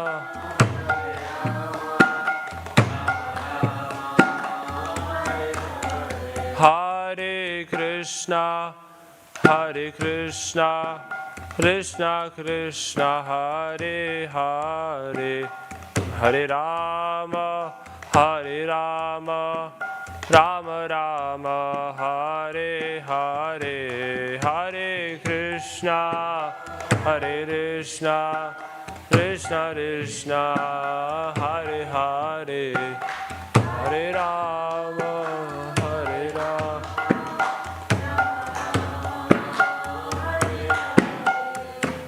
Hare Krishna. Krishna Krishna Krishna Hare Hare Hare Ram Ram Ram Hare Hare Hare Krishna Hare Ram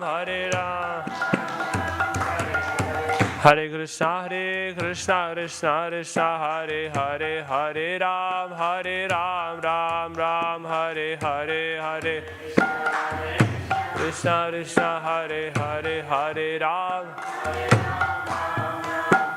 Hare Krishna Krishna Krishna Hare Hare Ram Ram Hare Hare Krishna Krishna Hare Ram Hare Krishna Krishna Hare Hare Ram Ram Hare Hare Krishna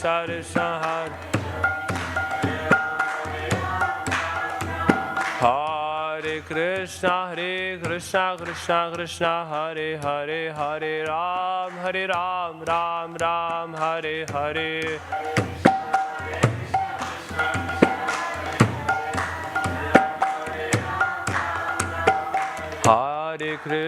Hare Krishna Krishna Hare Hare Ram Ram Hare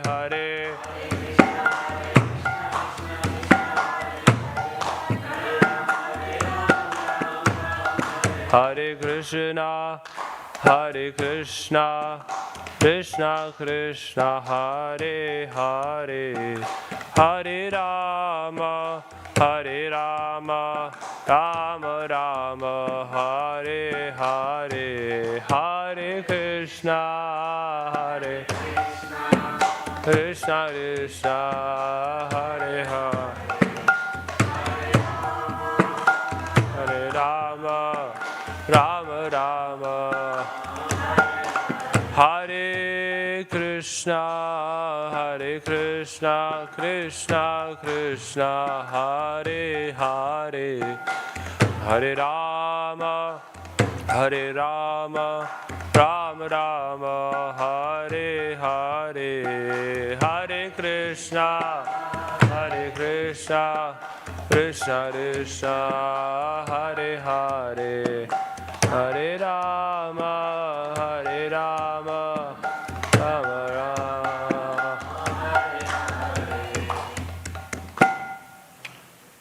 Jai Shri Shri Radha Gokulananda ki Shri Shri Sita Ram Lakshman Hanuman ki. So thank you so much everyone for coming here and participating so enthusiastically in the Kirtan. So the verse which we are discussing today is text 26 from the 6th chapter of Bhagavad Gita. The 6th chapter is entitled Dhyana Yoga. And in this, many wonderful teachings have been presented by Krishna. So we will quickly recite the Sanskrit and then we will go through the translation and the purport. Purport is basically the commentary by Srila Prabhupada. And then we can have some discussion. You devotees, you people can also share some thoughts. And yes. So the verse goes something like this. Krishna is saying, Yato yato nischalati manaschanchalam asthiram tatas tato niyam yaitad atmanyeva vasham nayet. The translation goes, from wherever the mind wanders due to its flickering and unsteady nature, one must certainly withdraw it and bring it back under the control of the self. This is what Krishna is saying. Now, the purport by Srila Prabhupada. The nature of the mind is flickering and unsteady, but a self-realized yogi has to control the mind. The mind should not control him. One who controls the mind and therefore the senses as well is called Goswami or Swami. And one who is controlled by the mind is called Godas or the servant of the senses. A Goswami knows the standard of sense happiness. In transcendental sense happiness, the senses are engaged in the service of Rishikesha or the supreme owner of the senses, Krishna. Anyone knows the meaning of the term Rishikesha? What does Rishik mean? Any Sanskrit scholars over here? Rishik means senses. It's a Sanskrit term. I myself am not a Sanskrit scholar. When I was in school, in grade 6, in India what happens is, when you reach grade 6, you are offered with 3 options, 2 or 3 options. So in my school, 3 options were offered. One was Sanskrit, second one was French, third was German. So everybody, at least in North India, everybody goes for Sanskrit. Why? Because for parents, it becomes easy to provide home tuitions, right? The kids don't need to go for extra tuitions outside. So that way they end up saving money. But my parents were like, we are not conventional parents. We are modern. We want to send you to Europe. We don't want to make a Pandit out of you. Take French, beta. We are unconventional. Hardly did I know that few years later, sitting here, I'll be doing the job of a Pandit. So I myself am not a Pandit. So if you are not so scholarly at Sanskrit language, so don't you worry. We are on the same page. So, okay, Rishikesha means the supreme owner of the senses, which means Krishna. Serving Krishna with purified senses is called Krishna consciousness. That is the way of bringing the senses under full control. What is more? That is the highest perfection of yoga practice. So yes, this was Srila Prabhupada's words. So let's recite some prayers. I'll be calling out some pranams to our saintly personalities by whose grace we have got this knowledge, and then we can have a short discussion. Om Ajnanatimmirandhasya Jnananjana Shalakaya Chakshuranmilitam Yena Tasmai Shri Gurave Namaha Vancha Kalpatarubhyasya Kripa Sindhubhya Evacha Patitanam Pavanebhyo Vaishnavebhyo Namo Namaha Jaya Shri Krishna Chaitanya Prabhu Nityananda Shri Advaita Gadadhar Shivasadi Gaura Bhakta Vrinda Hare Krishna Krishna Krishna Hare Hare Hare Ram Ram Ram Hare Hare Namo Vishnapadaya Krishna Prishtaya Bhutale Srimate Bhaktivedanta Swaminiti Namane Namaste Saraswate Deve Gauravani Pracharane Nirvishesha Shunyavadi Paschatya Deshatarane.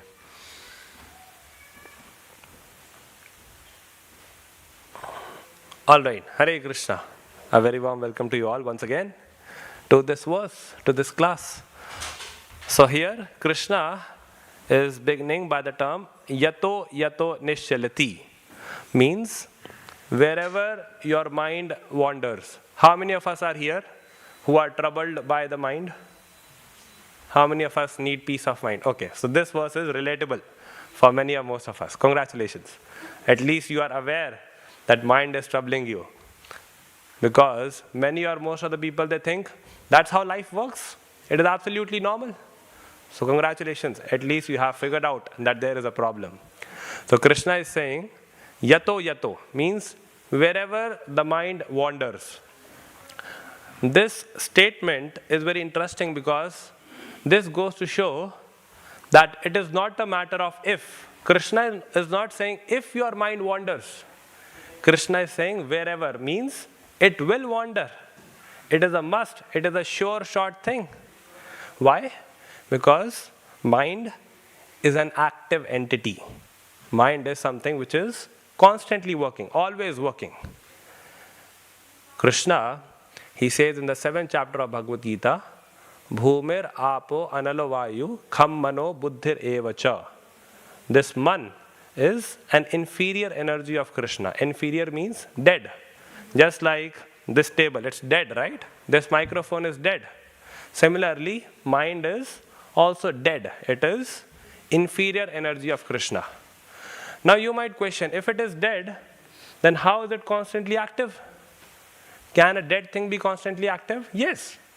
A dead thing can be active. For example, a machine or a computer. Can we leave a computer to work on its own? Can we run a program on a computer and it can keep on going on, functioning something, carrying out some programs throughout the day? Yes, it is possible, right? So just like a dead computer or a machine can be active, similarly, mind, in spite of being dead matter, in spite of being the inferior energy of Krishna, is always active. In the 3rd chapter, Krishna again makes a statement. Sometimes people think that spiritual life is about becoming idle. Spiritual life is about becoming inactive. But no, spiritual life is not about all of this. And the proof is the verse from 3rd chapter wherein Krishna is saying, Na hi kaschit kshanam api jatu tishthatya karma krit. Oh Arjuna, even for one shana. What is shana? Moment. Even for a moment, even for 1 second, it is not possible to be inactive or idle. Externally, somebody might not do anything. Externally, we might be not engaged in any tangible activity. But within, because the mind is active, it will constantly propose some thoughts, some ideas, some desires, some imagination. Right? And because the mind is active, does not mean that it is always right. Sometimes we think that if mind has come up with a proposal, I need to say yes. No. Mind is neither always right, nor is it always relevant. So we can always say no to it. We can always say no to the proposals, to the thoughts of the mind. It is said, the less we pay attention to the thoughts of the mind, the less we will act thoughtlessly. Right?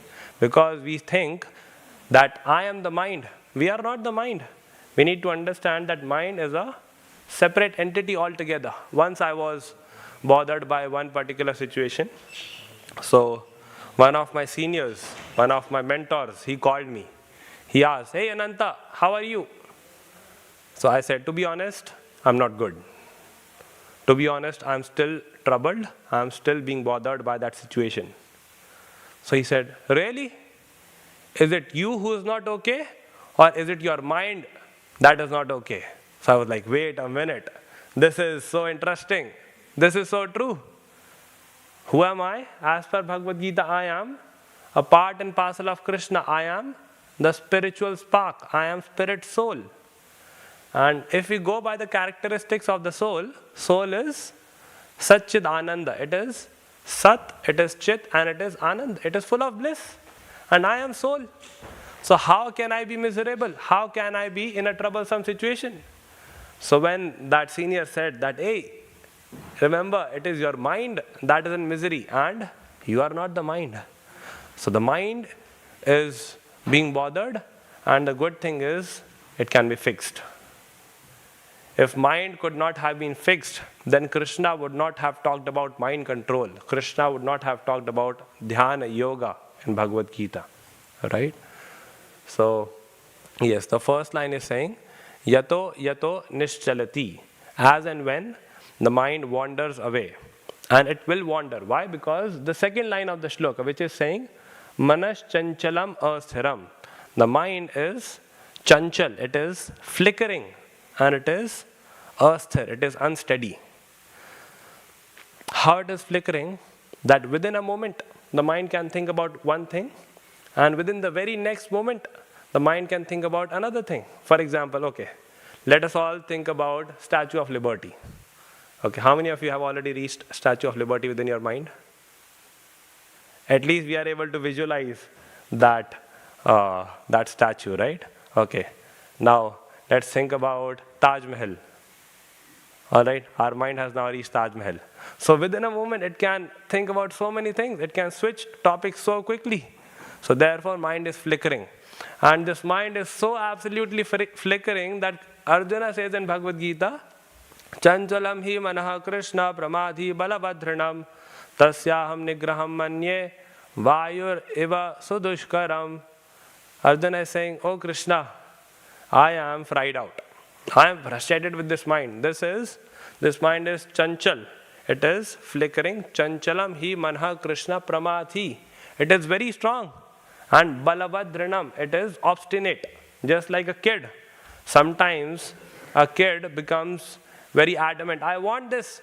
I want this at any and every cost.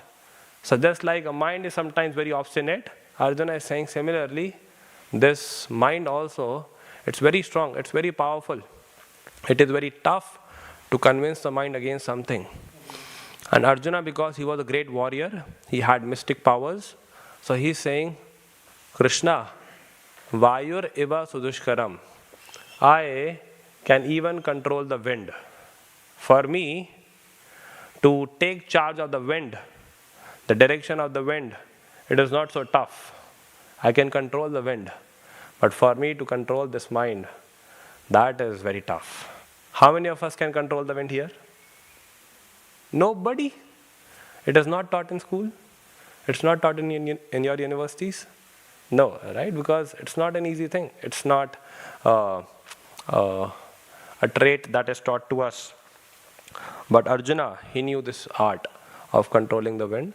But that same guy is saying, although I know this skill, I have this skill, I have this talent of controlling the wind, I don't know how to control the mind. But in the very next verse, Krishna is saying, Abhyasena tu Kaunteya, by Abhyas, O Kaunteya, O son of Kunti.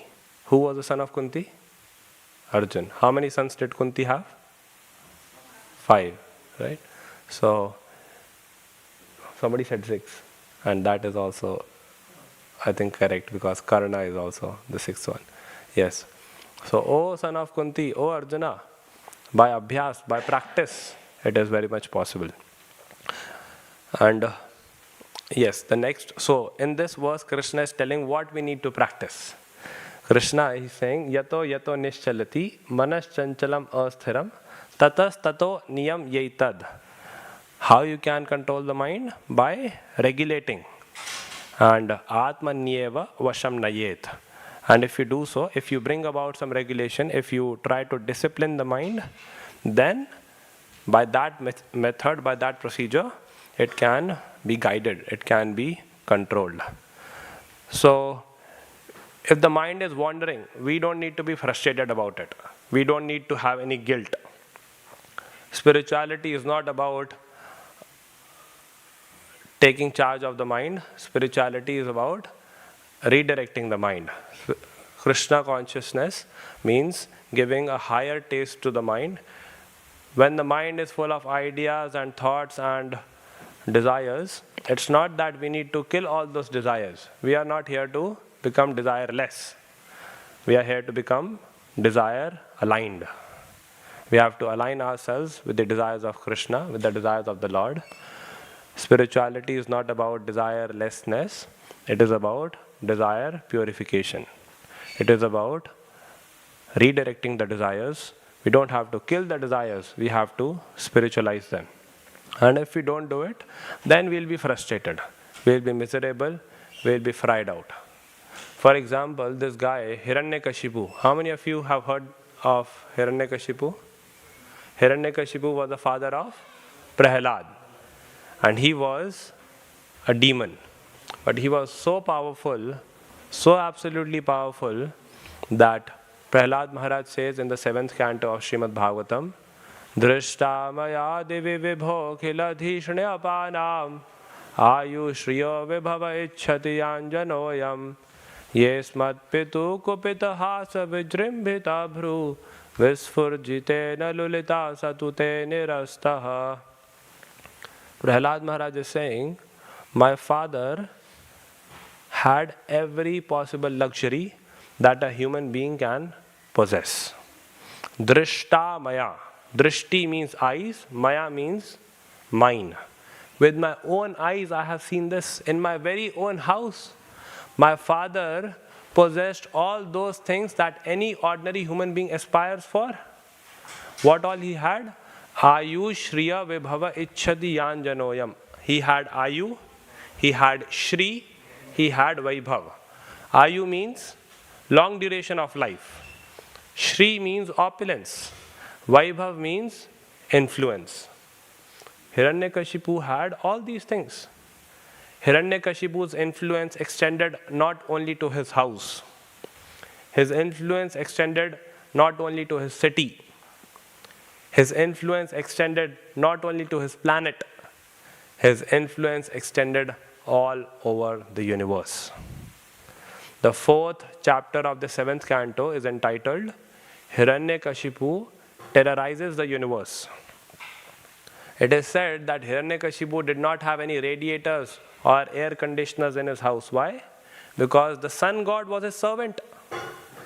If Hiranyakashipu was dissatisfied with the temperature outside, all he used to do was look at the sun and raise his eyebrow.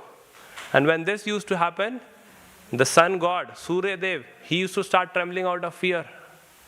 Big demigods like Indra and Chandra used to work as servants in his house. So Hiranyakashipu, what was that thing that was not possessed by him? But Prahlad Maharaj is saying, in spite of all this, I knew that my father was dissatisfied within the heart of his hearts. Why? Because ajitendriyaha, because his mind and his senses were uncontrolled. Hiranyakashipu had everything. He had all those things that we people work hard for. He had all those things that we people yearn and struggle for.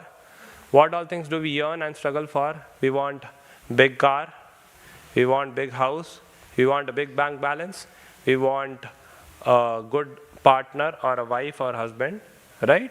Hiranyakashipu had everything. He had subjects, he had citizens, he had good food, he had good clothes, he had sex. There was nothing that he did not possess. But still, because Hiranyakashipu, it is said he was bathing. He was bathing in the waterfall of good fortune. Hiranyakashipu was living on the mountain, on the golden mountain of opulence. Hiranyakashipu was sitting on the most bedecked, he was sitting on the most jeweled throne of material success. But because his mind was uncontrolled, he was not happy. In spite of all this, Shri Shri Radha Gokulananda ki, Shri Shri Sitaram Lakshman Hanuman ki, Srila Prabhupada ki. It is said that uncontrolled mind is like a shoe with some pebbles within, a shoe with some stones inside. If that is the case, if you are wearing a shoe which has even one stone inside, what will happen? Even if we are walking on the smoothest of roads, even if we are walking on a well-made marathon track, because the problem is within, because the problem is inside, the journey will be miserable, we will be dejected, we will be sorrowful, right? But let's say it's the other way around. The stones are outside. The pebbles are present outside on the road. But because our shoe is covered by, because our feet are covered by a comfortable shoe, by the layer of a nice shoe. So therefore, even if the external track is not so well made, the journey will be fairly blissful, right? So yes, this is what the mind can do. It can make a heaven-like situation into a hell, or if controlled, it can turn a hell into a heaven.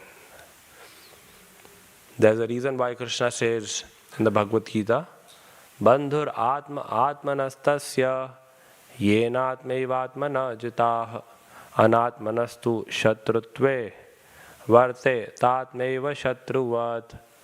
Arjuna, the mind can be your bandhu or it can be your shatru. What does bandhu mean? Friend. And what does shatru mean? Enemy.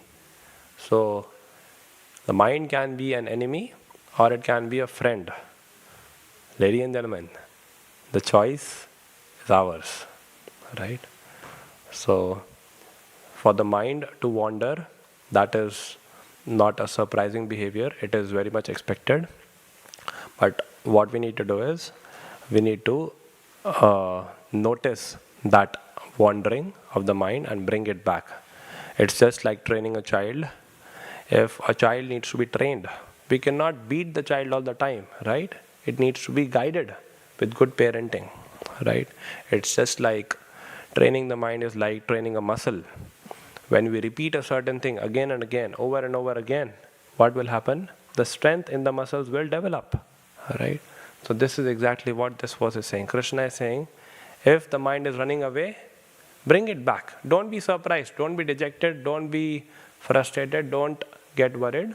All you need to do is bring it back. With every attempt, every time we bring the mind back, we will develop some serious spiritual strength. Let's say we are sitting down to chant some japa. Japa means chanting. So we should do some chanting. This is what has been recommended in Bhagavad Gita. In Bhagavad Gita, Krishna is saying, Satatam kirta yanto mam. Krishna is saying, Satat, always do my kirtan. So if we cannot do always, at least we should spend some 10 minutes of japa meditation. We should take a strand of 108 beads. It takes almost 10 minutes to chant one round, to chant the Hare Krishna mantra 108 times. Hare Krishna, Krishna Krishna, Hare Hare, Hare Rama, Rama Rama, Hare Hare. So we people, when we sit down to chant every morning, any one of you have come here in the early morning hours, here at the manor? If you come here around 5:30, you will see all the monks, all the residents of Bhaktivedanta Manor, they are sitting and they are doing meditation. They do it for almost 2 hours, from 5:15 till 7 o'clock. So when we sit and when we chant, when we do our japa, the mind wanders. It wanders like anything. But what we need to do is identify when the mind is trying to wander and bring it back. As soon as we figure out, hey, the mind. So during japa, what we are supposed to do? We are supposed to speak with the mouth. We have to pronounce the mantra with the mouth and hear with our ears. That's it. That's all what is needed, that is required to be done during mantra meditation. So many times we forget that I am supposed to hear, right? It is the hearing process that brings about purification of the heart. But sometimes, because we have been contaminated by the contaminating nature of the mind since past so many years in this life, and God knows how many lifetimes before this life, right? So because we have been struggling, or we have been not struggling, we have been feeding mundane content, not so nice content to the mind. So therefore, to forget all of it, to replace all of it will take some time. So therefore, if the mind is wandering, if the mind is going away, don't be surprised. Just chill out, take a chill pill, relax, and what do? Bring it back. And again, focus on, hey, mind, Hare Krishna, like that. So when we do this, slowly, what will happen? Right now, as Srila Prabhupada was saying in the purport, we are right now Go Das. We are servant of the mind and the senses. But by this practice, soon we will become Go Swami. We will become master of the senses. Go means senses and Swami means master. So mind cannot remain empty. Mind needs engagement. So if it is running towards some mundane engagement, if it is running towards something material, what we need to do is, we need to engage the mind in something spiritual. So controlling the mind does not mean separation. Controlling the mind does not mean suppression. Controlling the mind means redirection, right? So we don't have to stop the mind. We have to train it to come home. So yes, so if the mind wanders, we don't need to become discouraged. We don't need to become frustrated. We need to remember that this is part of our struggle. This is part of our practice. Every return, every time we remind the mind that, hey, you need to come back, that is a step towards Krishna. So that is a success. So yes, that was mostly it from me. Any thoughts, comments, questions?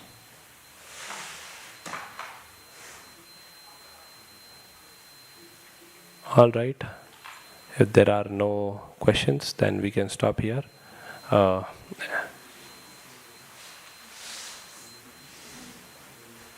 Yeah, you can speak loudly. That's fine. So the question is, out of Uh-huh. I came over here very first time. Today is your first time? Today very first time. Okay, very warm welcome. That many people doing the Danvat in like this direction. Yeah, Even the God is in this direction. yeah, This is very first time I ever seen that. yeah. So just wonder what's the reason behind it. So I have heard a few reasonings for this. I'll tell you two of them. One is some people say that the heart is towards the left side. So we try to present or offer our heart to God. So therefore, if we are offering pranams to Radha Gokulananda, so we offer like this so that the left side of the body is towards the Lord. If we are offering pranams to Srila Prabhupada, then we offer like this so that again my heart is towards him. And if we offer it straight, then what will happen? What can happen? Our legs can go towards Srila Prabhupada. So that's another reason. So yes. And when we offer pranams, it's not just a physical activity. We also try to recite the pranam mantra. There's a pranam mantra for the deities. Like for Krishna, the mantra is He Krishna Karuna Sindho Dina Bandho Jagatpate Gopesha Gopika Kanta Radha Kanta Namosute. So with the words, we offer some glorification to the personality to whom I am offering pranams. If we offer pranams without the mantra, then what will happen? The deity will be thinking, why is this person lying down? And I will also be thinking, why am I lying down? Right? So just to add some devotion to that physical activity, otherwise this will be nothing but exercise of the body. Right? So to add some devotion into that, we should also offer pranams. If you don't know the pranam mantra, then you can just recite the Hare Krishna mantra. Hare Krishna, Krishna Krishna, Hare Hare, Hare Rama, Rama Rama, Hare Hare. For the first time when I also came and I saw people offering pranam like this, I copied. I also did like this. But I got up and I was like, this person lied down before me and he's still lying down. I'm done. Why is it taking so long? So later on I realized, oh, we have to recite some shlokas or mantras. That is good, right? And sometimes people think that it is a very mechanical thing or a formal thing to learn shlokas, learn Sanskrit. Why? Can't I just, doesn't Krishna, because he is God, doesn't he know my heart? Because he knows my heart already. What is the need to learn something? And what is the need to speak it out in front of him? He already knows what's there inside. So he should understand. It should happen automatically. But no, it is not for him to understand what's there inside me. It is for me to offer my intelligence, to offer my tongue in his service. Right? It is said when we learn such glorification, such mantras, such pranams, it is like worshipping God with our intelligence. I'm not saying this. This is what Bhagavad Gita, chapter 18 says. Chapter 18, text 70. Krishna is saying, those who study this sacred conversation of ours, they worship me by their intelligence. Right? So for some people, Bhagavad Gita can be an object of veneration, right? Some people just keep the Bhagavad Gita covered in a red cloth. Our Bhagavad Gita is called Bhagavad Gita as it is, right? Bhagavad Gita as it is. But some people, what they do? They cover it in red cloth and keep it in their cupboard as it is. Never to open again. No, this Bhagavad Gita is supposed to be carried, it is supposed to be opened, studied, applied in life, right? So, Bhagavad Gita, some people think that it is an object of veneration, and some people think that it is meant to provide me wisdom. Just like some people think Krishna or deity is an object of veneration. All I need to do is come, stand in front of God like this, and then go away. Go to the bakery, have some snacks. That is also good. That is very wonderful if somebody is coming here offering pranams like this. But those who serve the deities personally inside, They know that the deity is a lot more than that. I can have a relationship with the deity, I can dress the deity, I can express my desires in front of him. Similarly, those who worship Krishna through their intelligence by actually not just reading Bhagavad Gita, but by studying Bhagavad Gita and applying it in their day-to-day lives, they can also have a relationship with this book. They can understand that Gita is not a dead, it is not dead matter. Gita is a living book. Bhagavad Gita lives by those who live the instructions of Gita, right? So yes, so we can have a relationship with this book. This knowledge is living. This statement might sound a bit theoretical, but we can realize this if we apply this philosophy in our lives. It is said philosophy is highest. Philosophy of Bhagavad Gita is highest, but there's one thing that is higher than philosophy, that is practice of philosophy. So yes, it is not to be kept as it is in our almiras, in our cupboards. It is meant to be opened, read, studied and applied. Yes, anything else? Any comments, questions, thoughts, questions? All right, thank you so much. We'll have Aarti in next 10 minutes. Srimad Bhagavad Gita ki Jai, Srila Prabhupada ki Gaur Premanande.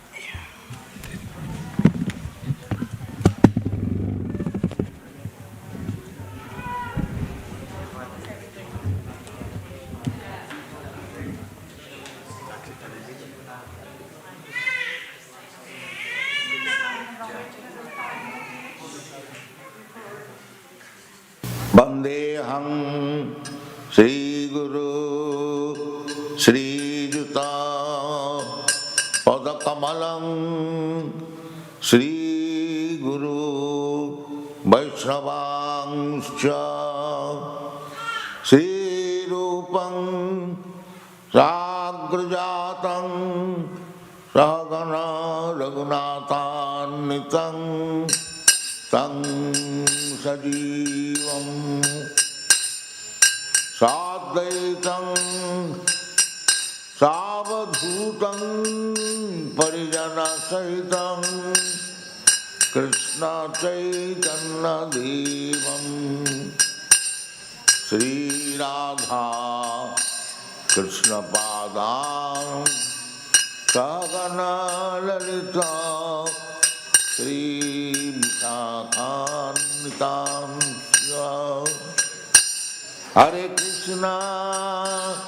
Hare Krishna Krishna Krishna Hare Hare Hare Rama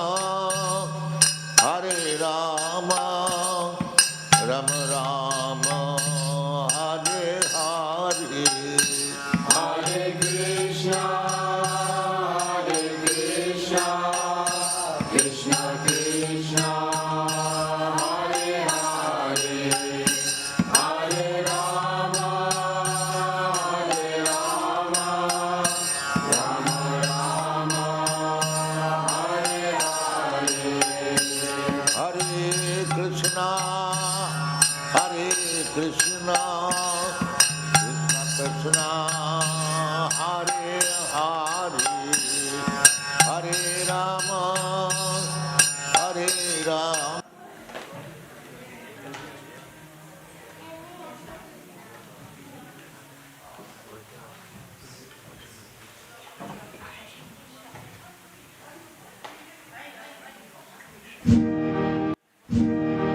Vandeham Sri Guru Sri Juta Padakamalam Sri Gurum Vaishnavangscha Sri Rupam Sagrajatam Sagana Raghunathannitam Tang Sajivam Sadvaitam Savadhutam Parijana Sahitam Krishna चैतन्य देवं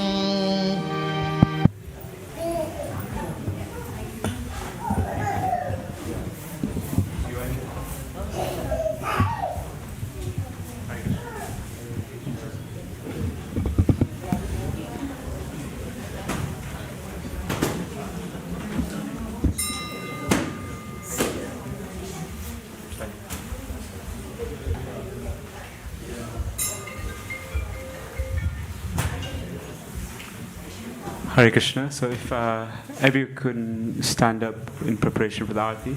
Any cushions you can put in the corner there. So it's not a trip hazard when you're dancing or like that.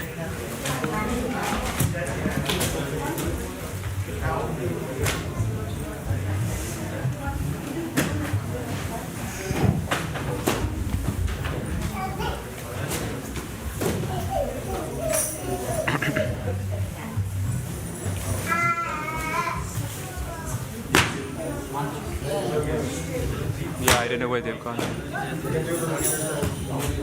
There's a really big one by the shoes up.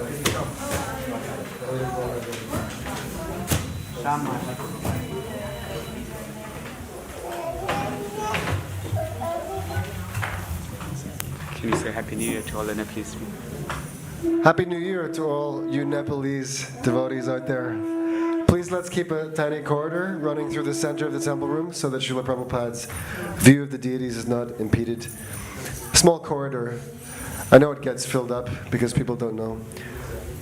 In the future I'm going to put a barrier so that it's unmistakable. Jai Shri Shri Radha Gokulananda, Shri Shri Sitaram Lakshman Hanuman Jai, Shri Shri Gauranitai. So the lyrics are on the screen. You can follow along if you like, call and response fashion. Kiba Jayo Jaya Gaura Chande Arati Ka Shobha. Kiba Jayo Jaya Gaura Chande Arati Ka Shobha. Kiba Jayo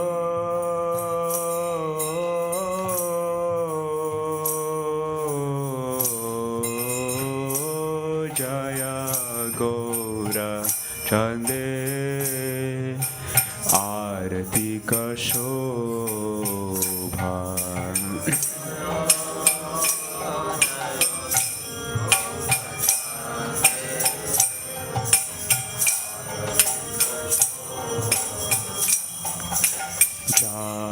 Jana Vita Tavane Jaga Jana Lobha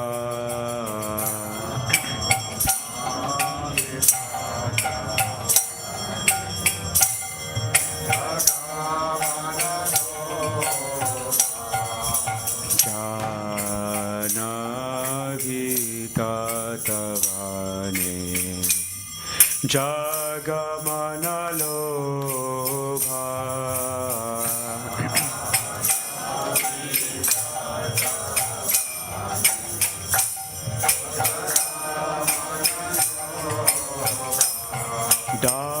Dakhine Nitai Chan Bame Gadadhara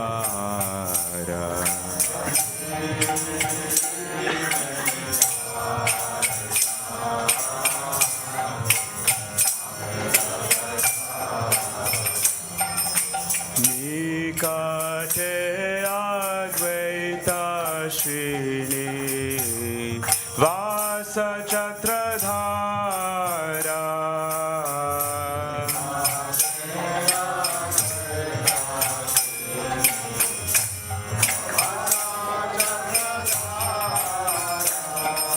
Nikate Advaita Shrini Vasa Chatradhara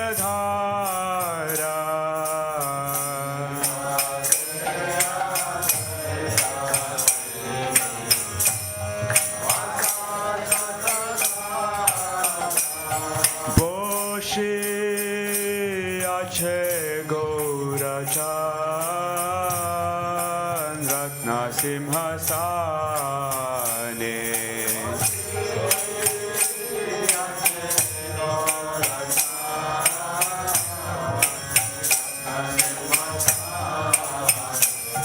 বসে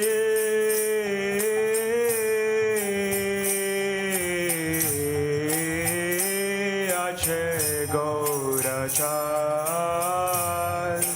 রত্ন সিংহাসনে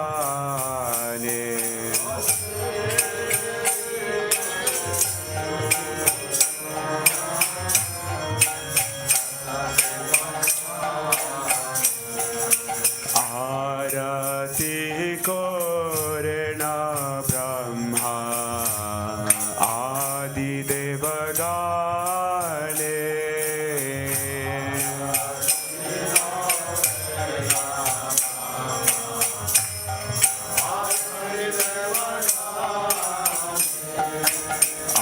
आरती करे ना ब्रह्मा आदि देवगाने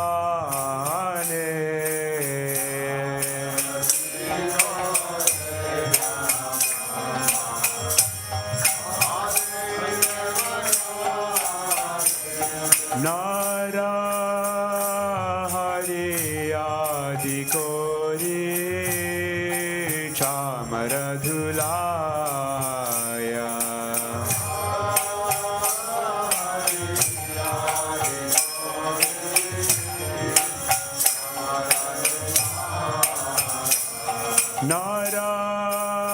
नाराहरि आदि कोरे चामर धुलाया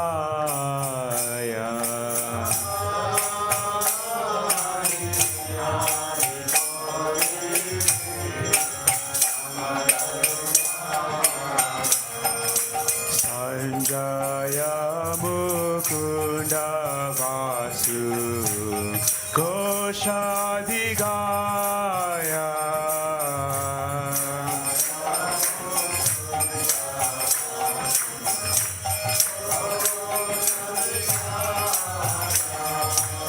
शंखा बजे घंटा बजे माधुर माधुर माधुर बजे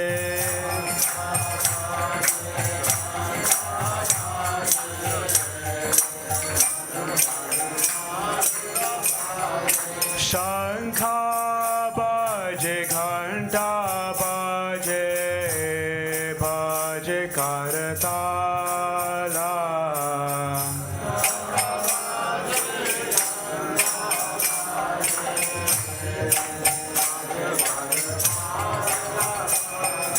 माधुर माधुर माधुर बजे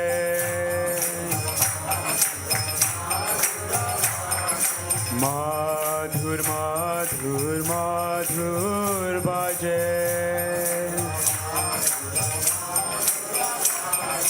शंखा बजे घंटा बजे माधुर माधुर माधुर बजे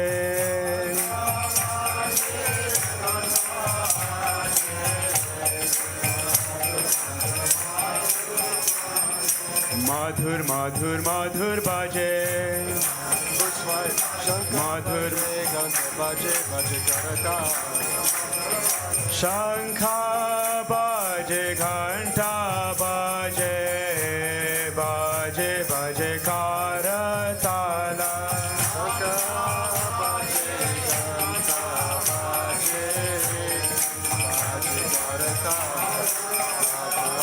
माधुरा मृदंगा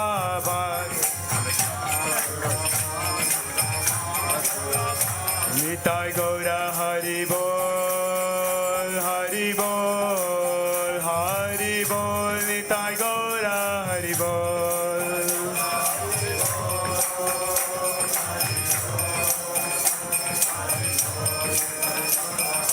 निताय गौरा हरि बोल हरि बोल हरि बोल निताय गौरा हरि बोल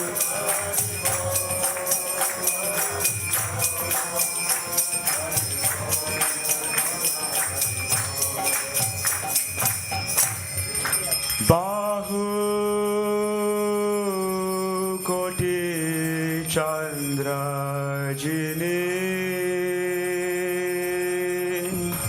Vadana Ujvala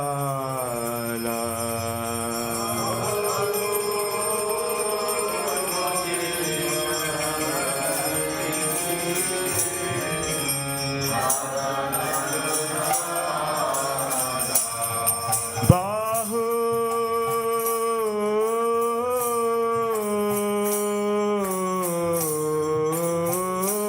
Koti Chandrajini Vadana Ujvala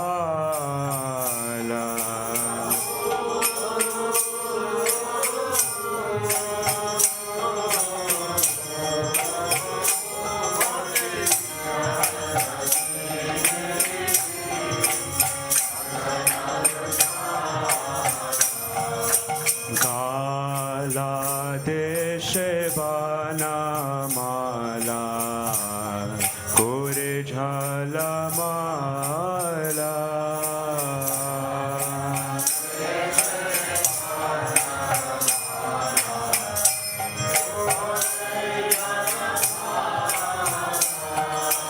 Kala deshe banamala kore jhalamala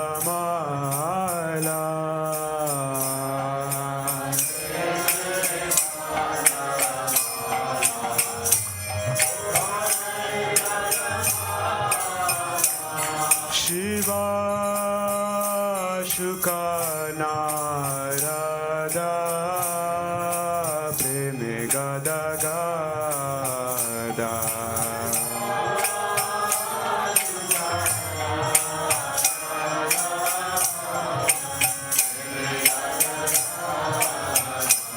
Shiva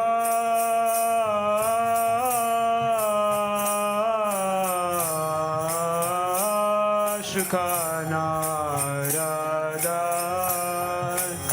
Preme Gada Gada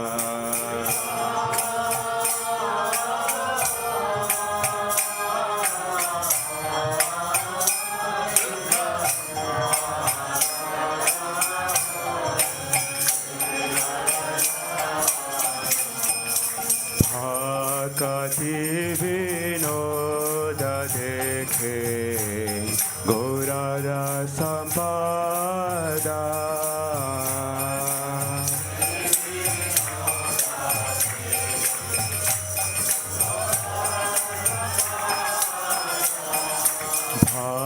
Bhakti Vinoda Dekhe Gaurada Sampada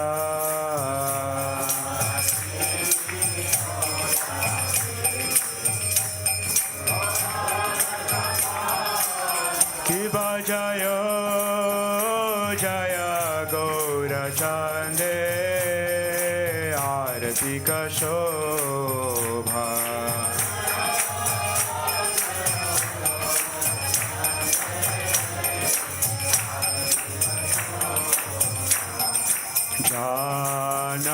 Janavita Tavane Jagamanalobha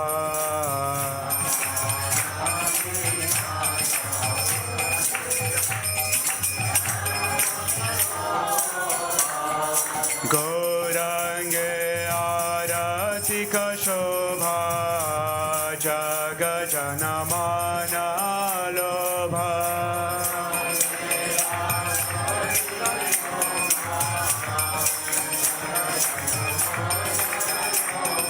Gaurange Arati Ka Shobha Jaga Janamana Lobha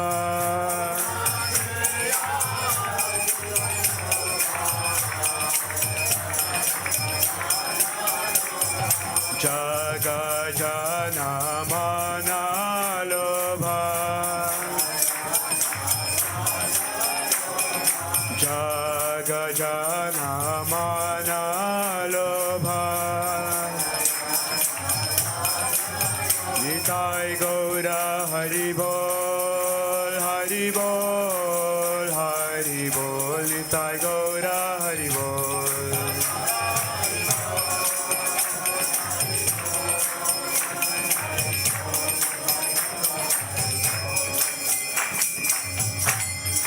Nama Om Vishnupadaya Krishna Prasthaya Bhutale Srimate Bhakti Vedanta Swami Niti Namine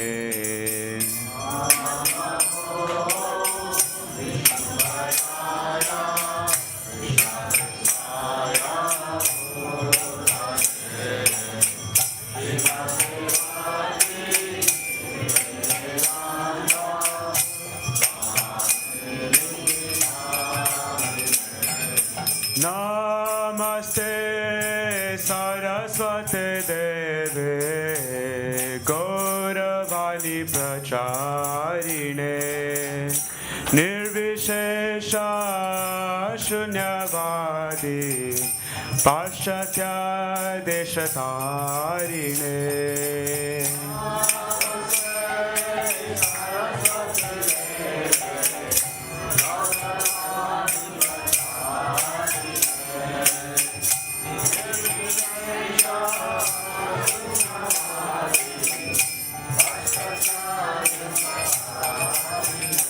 Jaya Shri Krishna Chaitanya Prabhu Nityananda Shri Advaita Gadadhar Shivasadi Gaura Bhakta Vrinda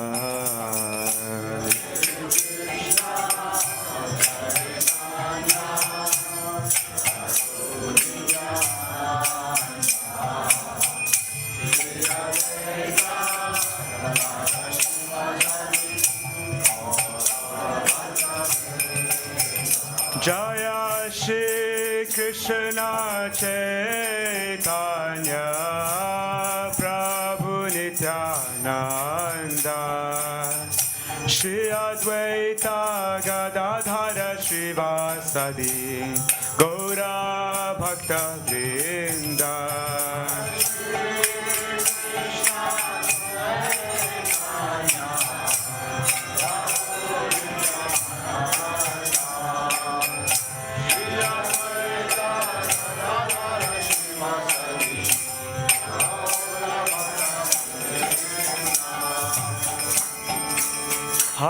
Hare Krishna, Krishna Krishna, Hare Hare,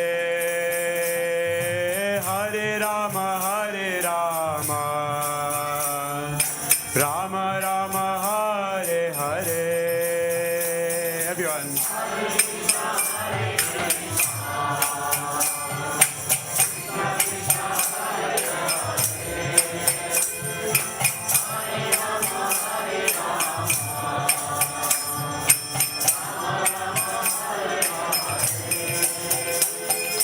Hare Krishna, Krishna Krishna, Hare Hare, Hare Rama, Rama Rama, Hare Hare.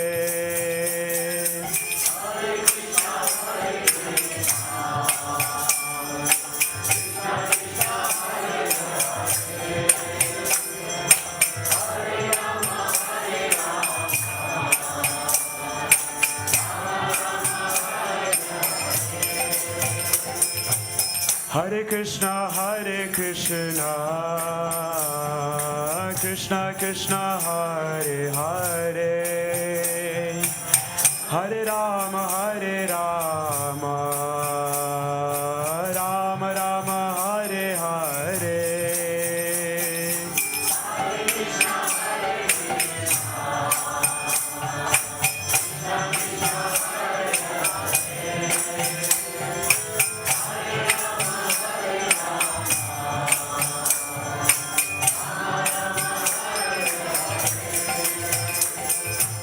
Hare Krishna, Krishna Krishna, Hare Hare, Hare Rama, Rama Rama, Hare Hare.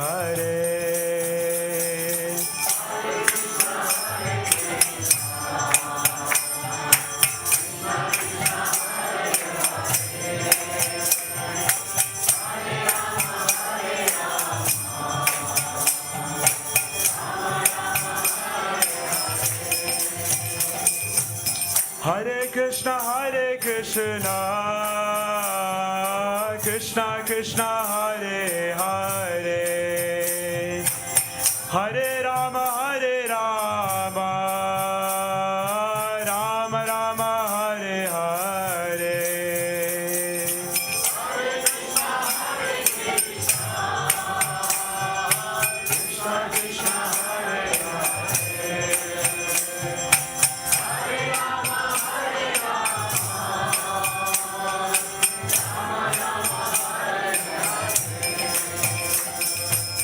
Hare Krishna,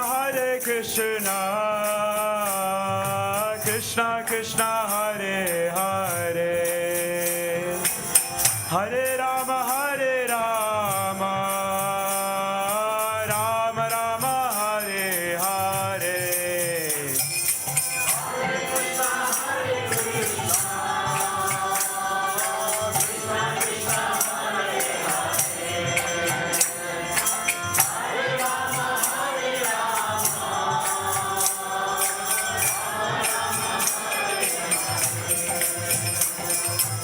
Hare Krishna, Krishna Krishna, Hare Hare, Hare Rama, Rama Rama, Hare Hare.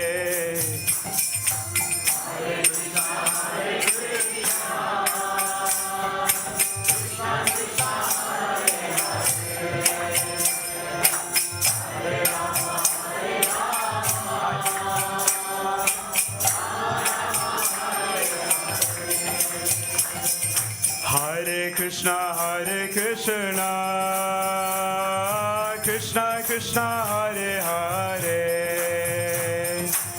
Hare Rama, Rama Rama, Hare Hare.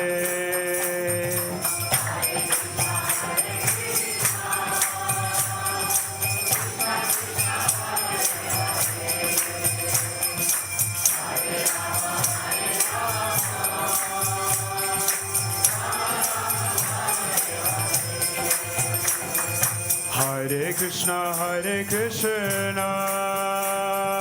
Krishna Krishna, Hare Hare, Hare Rama, Rama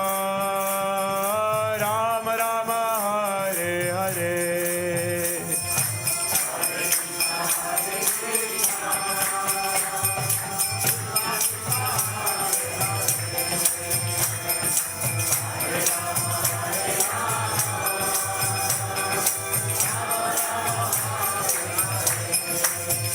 Hare Krishna, Krishna Krishna, Hare Hare, Hare Rama, Rama Rama, Hare Hare.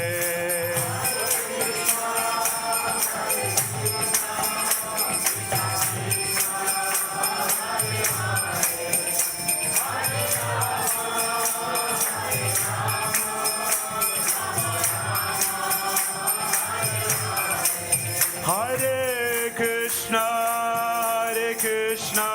Krishna Krishna, Hare Hare, Hare Rama, Rama Rama, Hare Hare.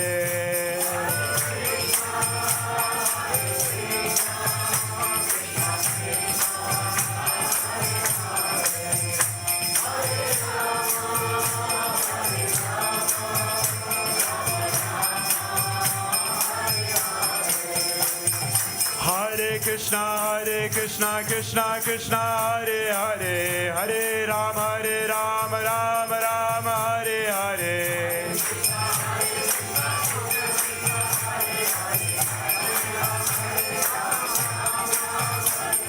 Hare Krishna, Krishna Krishna, Hare Hare, Hare Rama, Rama Rama, Hare Hare.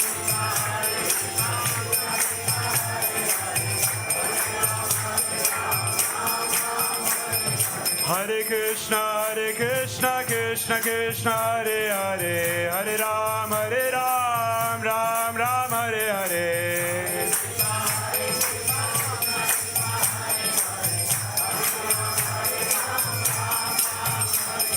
Hare Krishna Krishna Krishna Hare Hare Hare Ram Ram Ram Hare Hare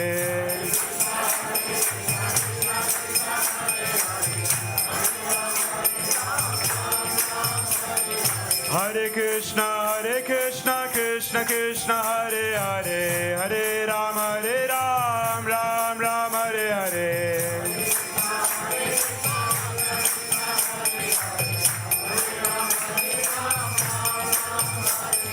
Hare Krishna Krishna Krishna Hare Hare Hare Ram Ram Ram Hare Hare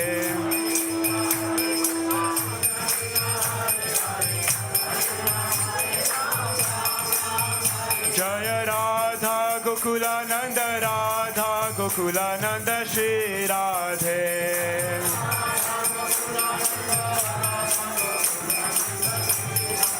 Jaya Sita Ram Lakshman Hanuman Jaya Sita Ram Lakshman Hanuman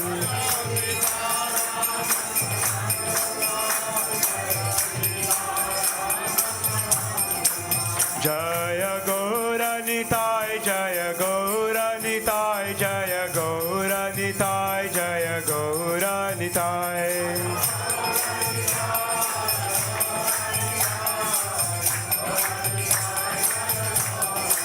Jaya Jaya Prabhupada Prabhupada Prabhupada Jaya Jaya Prabhupada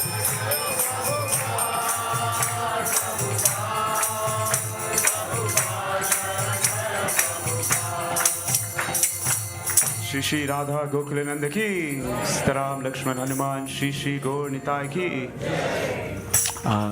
we just glorify the previous acharyas and special personalities in our tradition. So when I say their names, when I say ki, you can say Jai. Jai Om Vishnupad Paramahamsa Parivachakacharya Astotara Tashat Srimad His Divine Grace A.C. Bhaktivedanta Swami Srila Prabhupada ki ISKCON Samstapaka Acharya Jagadguru Srila Prabhupada ki Jai Om Vishnupad Paramahamsa Parivachakacharya Astotara Tashat Srimad His Divine Grace Bhakti Siddhanta Saraswati Thakur Srila Prabhupada ki Anantakoti Vaishnava Vrinda ki Nama Acharya Srila Haridas Thakur ki प्रेम से कहो श्री कृष्ण चैतन्य प्रभु नित्यानंद श्री अद्वैत गदाधार श्रीवासदि गौर भक्त वृंद की श्री श्री राधा कृष्ण गोप गोपीनाथ श्याम कुंड राधा कुंड गिरि गोवर्धन की मथुरा वृंदावन धाम की नवद्वीप मायापुर धाम की जगन्नाथपुरी धाम की अयोध्या धाम की गंगा माई यमुना माई की वृंद देवी तुलसी महारानी की समवेत भक्त वृंद की हरिनाम संकीर्तन महायज्ञ की प्रसादम डिस्ट्रीब्यूशन की ट्रांसेंडेंटल बुक डिस्ट्रीब्यूशन की This time we'll switch it up. We can say Hari Bol. Nitai Gaura Premanande. And switch it up one more time. You can say Hare Krishna. All glories to the assembled devotees. All glories to the assembled devotees. All glories to the assembled devotees. All glories to Shri Guru and Shri Gauranga. All glories to Srila Prabhupada. Next, we'll conclude the Aarti ceremony with prayers to Lord Nrsingadev. So please do take a seat. And afterwards, we'll have some important announcements also.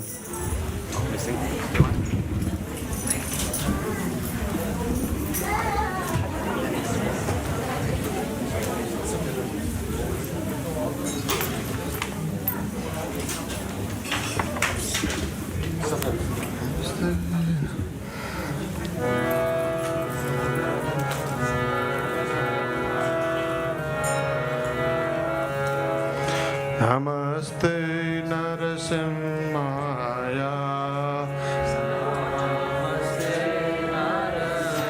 Yeah, this Nrsingadev Aarti is on the board. If you can just follow me.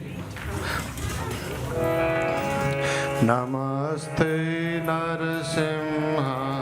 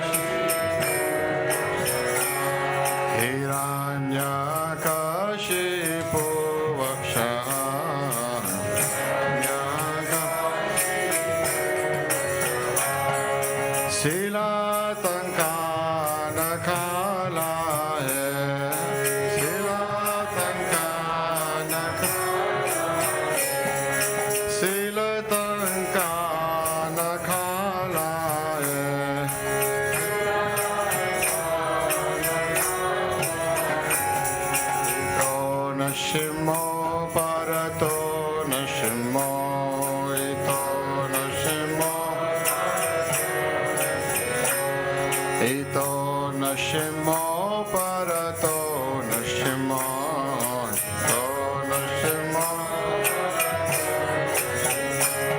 yato yato yamitato nashimo yato yato yamitato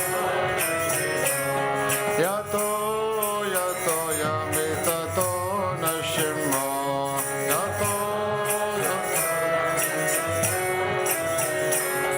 Mare nashimo hridaye nashimo nashimo hridaye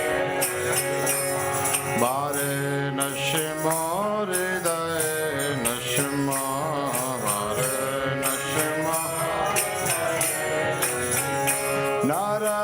Narasimhamadim sharanam prapade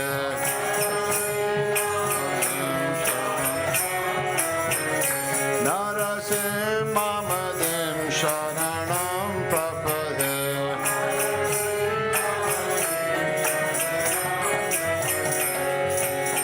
Tavakara kamalavare nakamadutta shringa Dalita hiranyakashipo tanuvringa Keshavadrita Narahari Rupa Jaya Jagadisha Hare Jaya Jagadisha Hare Jaya Jagadisha Hare Avakara Kamalavare Kamadutta Sringa Dalita hiranyakashipo tanuvringa Keshavadrita Narahari Rupa Jaya Jagadisha Hare Jaya Jagadisha Hare Jaya Jagadisha Keshavadrita Narahari Rupa Jaya Jagadisha Hare Jaya Jagadisha Hare Jaya Jagadisha Hare Keshavadrita Narahari Rupa Jaya Jagadisha Hare Jaya Jagadisha Hare Jaya Jagadisha Keshavadrita Narahari Rupa Jaya Jagadisha Hare Jaya Jagadisha Hare Jaya Jagadisha Hare Keshavadrita Narahari Jaya Jagadisha Hare Jaya Jagadisha Hare Jaya Jagadisha Jaya Nashimade Jaya Nashimade Nashimade Jaya Nashimade Jaya Nashimade Jaya Nashimade Nashimade Jaya Nashim Jaya Prahlad Maharaj Prahlad Maharaj Prahlad Maharaj Jaya Prahlad Maharaj Jaya Prahlad Maharaj Prahlad Maharaj Prahlad Maharaj Jaya Prahlad Jaya Lakshmi Narasimha Jaya Lakshmi Narasimha Jaya Lakshmi Narasimha Jaya Lakshmi Narasimha Jaya Lakshmi Narasimha Jaya Lakshmi Narasimha Jaya Lakshmi Narasimha Jaya Jaya Prabhupada Prabhupada Prabhupada Jaya Jaya Prabhupada Jaya Jaya Prabhupada Prabhupada Jaya Jaya Prabhupada Nitya Gaura Hari Bol Hari Bol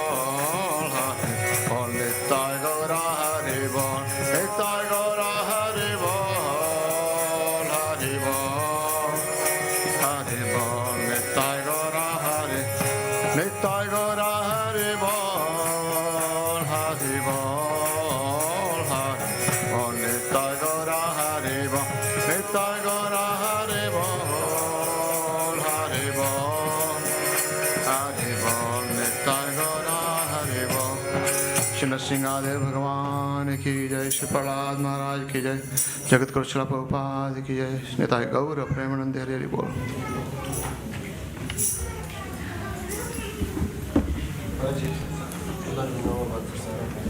Prasadam, yes, it's okay. Hare Krishna. So you can all have Mahaprasadam in the reception area, or otherwise you are also can enjoy our kirtan till 9:30, all the way till 9:30. So you're most welcome to stay. Hare Krishna. So Hare Bol. You sit here.